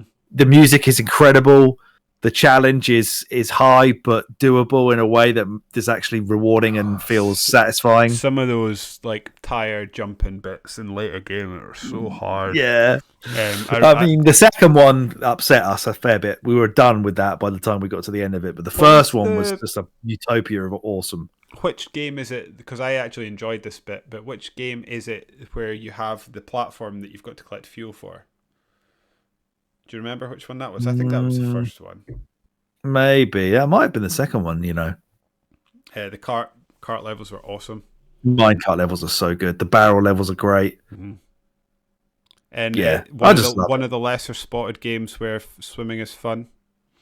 Yes. The old indeed. The hate train. That's because they give you a fucking swordfish that actually just functions like a normal left up, right down thing. It's not hammering the A button to float upwards. Just great. I am fully on board with keeping that in here. It's finding, at least it certainly makes survives the first pass for me. Yeah, I'm not sure it hangs to the end, but it's just I just want to just reiterate how much Donkey Kong Country rules. Mm-hmm. I will always love that game. I think one that is not going to hang, but I think it deserves for at least to be on my list, is Metal Gear Solid. Like that game far more than I did, and I'm now excited to play more Metal Gear. I can't wait as time opportunity presents itself. So glad that the sort of remaster collection seems to be such a letdown. Nobody should trust Konami with anything. No, and never. People did, and they got bit by it. Mm-hmm. It's a shame, but they fucked it hugely. I don't even think they'll fix it, will they? It's just rubbish. No, they can't be bothered. Yeah, they're never going to touch it again. That's on the list, but we can cross that one out just to allow us to move on.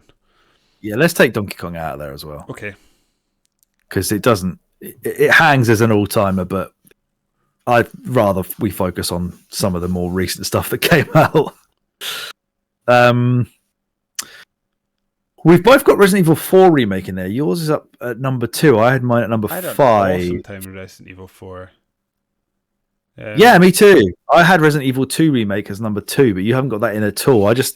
There's part of me that still thinks that I prefer the setting of Resident Evil 2 and the zombies and all that kind of stuff versus 4. I don't know. No, I think setting wise, I'm with you. Because I think there's something quite. I don't know whether it's sort of memories or what, but there's something quite special about when you arrive in sort of that big hallway, or the first time you've got to go in. So if you're looking up the stairs, the first time you've got to go in that room on the right with the shutters, and it's all dark, and you're like crawling under stuff. That is Yeah. incredibly awesome. I don't find that Resident Evil 4 is quite as atmospheric as that. It just has its vibe not. and is really great with it. Yeah. It just gives you massive fish and stuff. Yeah. I just think Resident Evil 2 remake is a better remake than 4 is. Like 4 is really a really great game. And so this is the thing: Resident Evil 4 and Resident Evil 2 are both great, and the remakes are both great. But the Resident Evil 2 remake is such a different experience to the original, whereas 4 is not. That's why I had it higher, because to me, Resident 2 is like still peak Resi, even though 4, as we said earlier, is like mechanically the best one. 2 is still like that. It's still schlocky enough. It's got the zombies in it. It's got the police station. It's got Raccoon City. It's got all their like the key Resident Evil ingredients in it, and it also plays brilliantly and has this new beautiful coat of paint on it. It still looks amazing right now. Added in the Mr. X stuff that wasn't in the original in a way that was just terrifying at first, whereas 4 mainly is the same game again, just with a couple of, with some better mechanics and maybe some slight changes to make it tonally a bit more creepy and a better Ashley experience. So I think you're probably right. I think if we're going to cut Resident Evil 4, we also need to cut Dead Space remake, because for similar reasons, it's essentially a shot for shot remake of the first one. I absolutely love Dead Space. I think it is like I switch wildly between being sort of, if someone went, what's your favorite, being a wild high fantasy fan and a sci-fi fan, and Dead Space is great sci-fi. Yeah. So I think as a game, I absolutely love it. It's such a great. I mean, I'm trying to think. I'm trying not to be hyperbolic. It's certainly a 9 out of 10 game. When you're talking about how impressive it is, because the first one exists, it's just building on blocks that are already great. It does make it less impressive. It doesn't really do a lot to differentiate itself, because I was about to say you could argue the same thing about Super Mario Brothers Wonder, but Super Mario Brothers Wonder does so much with it. I don't think the same rule applies to that. So I think if we cut 4, Dead Space has got to go as well. So let's go. Let's just rip that band-aid off. Are we taking 4 out as well, are we? Okay. Yeah, well, I think so. I think you've made a good argument for 2, and if we're essentially arguing, we've both got, spoiler alert, we've both got the same winner, so that leaves us two slots to fill. And I think you've made a compelling argument for Resident Evil 2 remake. So I think that's possibly going to make it, and I'm thinking that Super Mario Brothers Wonder is probably going to make it for me as well. So I think Dead Space has got to go, and because of that, there's just no room for Resident Evil 4. Fair. Which makes our winner Alan Wake 2. Yeah, and again, Indiana Jones itself under the door, grabbed its hat last minute. It did. It's just an insanely good piece of work. Like it has everything going for it, and every part of it is just awesome in different ways. I genuinely think that is. I mean, I'm trying to think. It may not be, but it's one of the most special games I've played in years. I think it is just a awesome game. Remedy have just honed their like Sam Lake as an auteur and the Remedy style, and they've just perfected it with this. Like this is easily the best game they've ever made. I was listening to a podcast earlier, and we were talking about how Kojima's getting older, and should Kojima have like a sort of civic duty to sort of bring through the next auteur, and I actually think it's already done. Like I was sitting thinking, mate, have you played Alan Wake 2? Because I actually think he is the next auteur, like stepping up to the block. And he's not even waiting for his turn; he's taking it. Like that is the way Remedy games, in my experience, are the ones I've played so far, use music is unlike anything I can really think of in any other games. It is so effective, so evocative, and that section we sing, I just had a massive grin on my face that whole time. Right. I know I do this a lot on this podcast with like existentialism, and you just said a minute ago that you don't want to be hyperbolic, but I just want to put this into context. Like, we have video games as like our hobby. It's what we love. It's our escape. It's what gives you and I don't want to say meaning, but it gives us like a purpose to. Yeah. This is what we go to work to be able to afford to do. This is what we have friendships based on. This is what we want to do in our spare time. We have a finite amount of time on this planet. We have a finite amount of time, even more so, to enjoy things. And that We Sing segment in a game that is just unlike anything you have ever played anywhere, like, we need to absolutely cherish that for how magical that is. Because that is one of the most unique and wonderful parts of any game I've ever played. And we could all just fucking pop our clogs tomorrow. We could somehow break your hands and you can't play games for a year. We're going to get older. We're going to get, maybe we won't care about them in a certain few years. We probably will. But, this hobby doesn't go on forever. Life doesn't go on forever. And you have to sit, it's all well and good just like pumping your way through like Apex Legends or Fortnite and just fucking poning noobs and shooting shit and whatever. But when something like that's had that much like craft involved in it and artistry, you just have to sit there and just be like, this is fucking video games. Like, this is why they rule. Absolutely. That We Sing is why video games fucking rule. I feel a bit more comfortable sort of saying it kind of how I feel, because I often think when I've got an instant reaction to a new game, I need to go away and think about it for a while, because quite often I do calm down about it. But genuinely, I think that whole We Sing set piece was one of the most impressive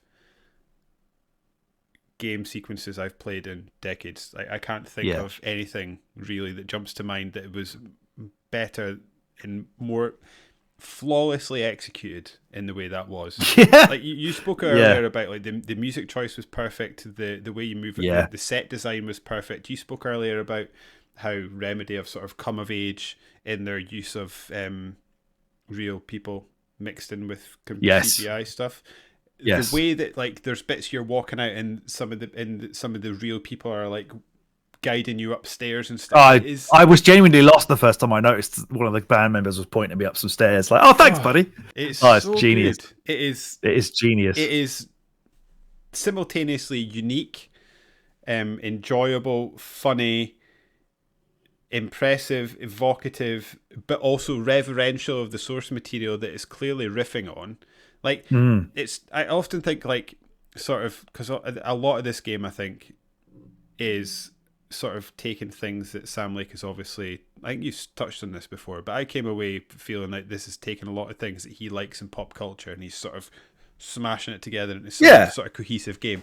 I often think it's such a tightrope walk to be reverential and sort of winking a nod to something, without sort of losing or whilst also keeping your own distinct personality. And this game nails it, and that section is the perfect example of that, where it just takes this sort of wink and nod to the whole thing that Alan Wake is built on, which is, it clearly is.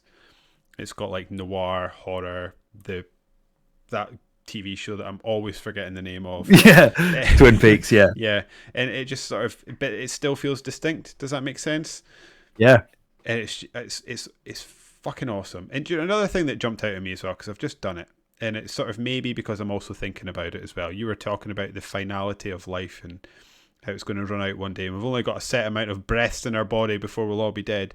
I've also been reading the Thursday Murder Club books, which is about sort of murder club, and it's all the characters are like 75, 80 years old, and the guy that wrote the book was saying, I was listening to an interview, and he was talking about how if people take one thing away from the book, he hopes that beyond sort of enjoying the book, he also take the lesson that like old people are still people.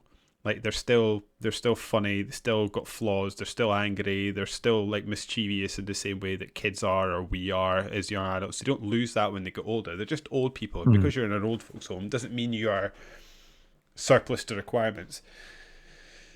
I actually got a little bit about that when I was walking around the old folks home in Alan Wake 2, because they sort of intermingle and mix in characters that you know from the previous game. And they've obviously had a life after Alan Wake. So like there's the radio guy who was obviously like a fully like normal dude trying to do his radio. And I assume he still has a radio show, but I don't even think it's clear whether this is a real radio show, because when he's talking doing his radio show, his computer's off. So I was like, is he actually... But anyway, so like he's still sort of doing his own thing. And when you go out and did you go out and speak to them when they were all standing on the porch after the power went out? Yeah. Like, round you up for an interview. That's exactly what he does in the first game. And it just sort of like... And then you see Cynthia, and you're walking around her room, and you can see like pictures of the power station that she had lived in for years, and the light section. And I was just like...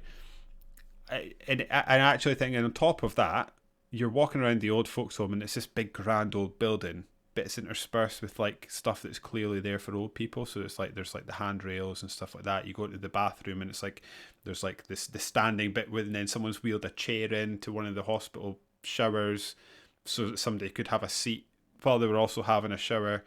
And then you've got it just felt like a real old folks home. Maybe I'm being a bit dramatic with that, but to me it sort of really, really gave me the evocative. Like I could almost have that sort of distinct smell. I was just about to say you can almost smell it, yeah. And then they sort of I totally get you. The mischievousness of like Thor and Odin as they're I mean he's literally running about with a hammer, but they do like make him out to be like some sort of scallywag.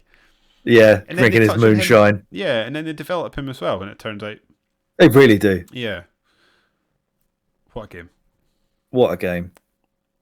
It's just, yeah. And like I said earlier on, it plays really well now. Like it is mechanically the best game they've made. And it's so, like, you look at Alan Wake 1, that, you know, it plays fine, but not worse, but the main thing with that is that it did feel kind of like the main environment was just a lot of trees over and over again, whereas the variety in this one, like, they must have looked at that as a criticism from somewhere and then been like, okay, well, every single part of this game is going to be slightly different. So with Alan Wake, you've got the New York sections, you've got the We Sing bit, you've got the hotel bit, you've got like underground in the station. That's another bit. We're going to have to come to this tomorrow, but you've got the cinema. That underground bit is basically the start of Max Payne, right? Yeah, maybe. Yeah, felt like it, didn't it? Yeah, and you even have the bit where you run off down the tracks and then a train comes. Yeah. And there's a thing about the cult burning the train and with all the people in it. It's fucking horrible. Jesus. And then Saga, you've got like the coffee world bits. You've got what else does she have? You've got all there's different areas she goes to as well, isn't there? There's Watery and there's Bright Falls and there's Cauldron Lake. Watery's so funny when you get out of your car and there's that lady. She's like standing just like that, and then you come. What is going on with those people in those places? That is fucking mental. And she's like on her hands and knees, like sniffing the rain. What she's doing. There's one where the sauna lads as well. Yeah, but there's one like in Water. I think it's Watery. Where you go, it is. It's when you're running out of the town towards Coffee World. There's just somebody stood right at the end. That bridge and I went and I just stared her in the face and just thought, she's not going to react to this. But imagine if that happened in real life. There's just somebody stood. Why are they all out in the street in night?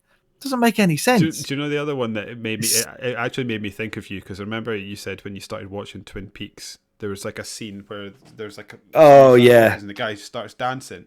Yeah, you walk out into the sort of lobby area of the hotel as Saga, and there's like three people sitting having like a totally normal conversation, and then there's just one guy standing up just dancing around the room, and he's not. I know the one you mean. Yeah. Highlight of the game though, the mayor. He's also he's great. Mayor Setter, fantastic. Yeah, we've got a big talk about this to have tomorrow, so I don't want to. Yes, let's not blow our load, but clearly our winner. It's such a good game. Oh, it's fucking brilliant. So, yes, Alan Wake 2, Mario Wonder, Resident Evil 2 Remake. We've had a hell of a year. Now let's look forward to next year. Yes. Our most anticipated 2024 pod game, right? There's not really much to say about mine. This is basically the games that we're going to be picking for, like, just retro or because they've got an anniversary. My most anticipated is Shenmue, purely because it's just going to be hilarious because the game is so fucking stupid. I am nervous. And we may not even pod about it because we may just be like, this game sucks. I cannot finish it. I'm going to try. But I feel like the discussion that we're going to have about Shenmue is going to be so much fun. We're going to have such a laugh at the end of next year for that anniversary of that game. I think it's 25 years, I think we'll be at. David's got one that's going to be genuinely good fun to play, and I'm really psyched for. But Shenmue, I just think, I looked through the list and was like, all these games are going to be great fun. Shenmue is going to be a different gravy. We're going to have some fun. It is indeed. Mine's Halo 3 ODST. I have not played that game in probably about 10 years, but I remember, I think it being my second favourite Halo game behind Halo Reach. It just does it. Halo Reach is awesome. Takes the Halo world and turns it on its head in a bit and makes you realise that Master Chief is this just like one-man army, because you feel genuinely, you see enemies that you're just sort of like, even the little grunts, for example, like they're fairly easy to take out in Halo 3 ODST, but they're much bigger and much more intimidating. The games, we'll get to it. Your most anticipated 2024 release, Alex? This has to be Like a Dragon Infinite Wealth. Now, I put that on here. Yeah, but I probably won't play it this year because I still need to catch up. Now that they've decided to link this back to the Kiryu series, I feel like I have to go back and finish that. So they've totally fucked me. So I'm probably realistically most anticipating David's 2024 new release that will be on the pod. I think you should. This will be a pod game. Like a Dragon won't be. Make a list of the Yakuza games in chronological order and bold them as you complete them, so I can watch this happen in real time. See how far you go. Okay. My most anticipated game, Dragon's Dogma 2. It looks great. Everything I've seen about this game hell yeah, good, doesn't it? Yeah, like I remember. Go on. It just looks like it's taken the first game that was. It's like an almost David wants to play, and they're sort of ironing out the stuff that sort of prevents you from having fun and building this massive, cool world out of it. I really hope that's what's happening, because the first game is just a bit clunky and a bit wonky to enjoy fully these days. The ideas behind it, most of it are really cool. The combat in it was really good. Climbing on stuff is really fun, like monsters is really fun. But I couldn't necessarily recommend that over what we have to play these days. Like, it's just a bit too old. Mm-hmm. But this one looks special. I am very, very excited for Dragon's Dogma 2. It does. A worthy winner. And that brings us to the end of another epic. Not quite as long as our console. Getting there, but yeah. But we've survived. Will we run through the winners quickly? Oh, yeah. Best story, we've got our winner, Alan Wake 2. Runners-up, Metal Gear Solid and Alan Wake. Best gameplay, we've got our winner being Resident Evil 4 Remake. Runners-up being Super Mario Bros. Wonder. How do you say Super Mario Bros. Wonder, or is it Super Mario Bros? Is that how you're meant to say it?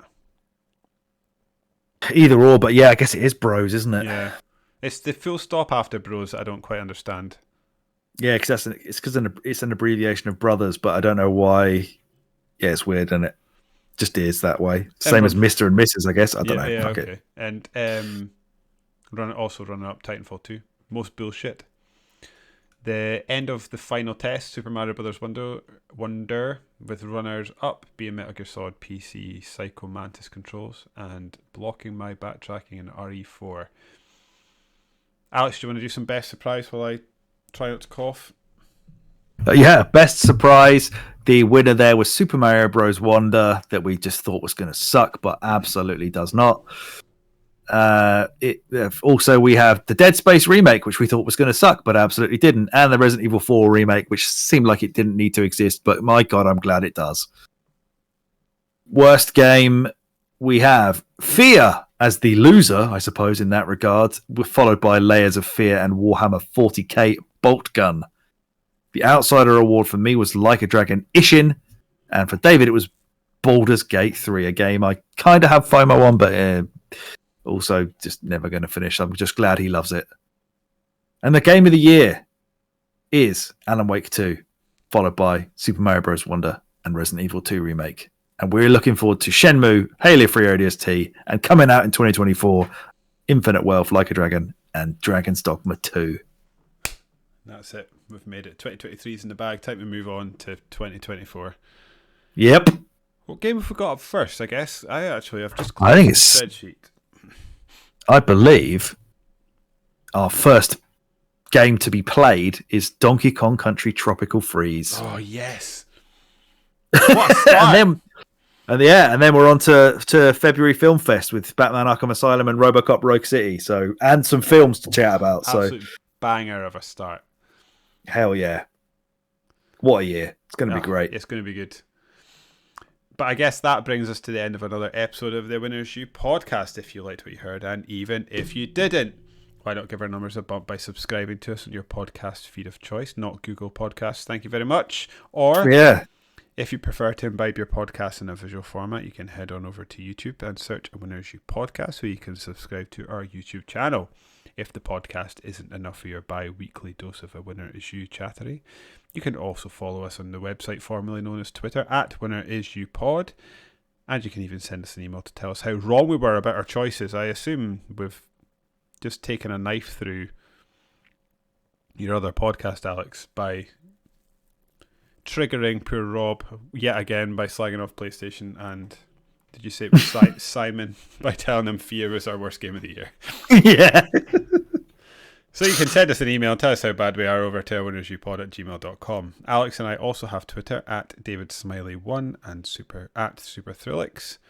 And we have TikTok now. Just head over there and search for Winners You Pod and we pop up. Alex, any other housekeeping?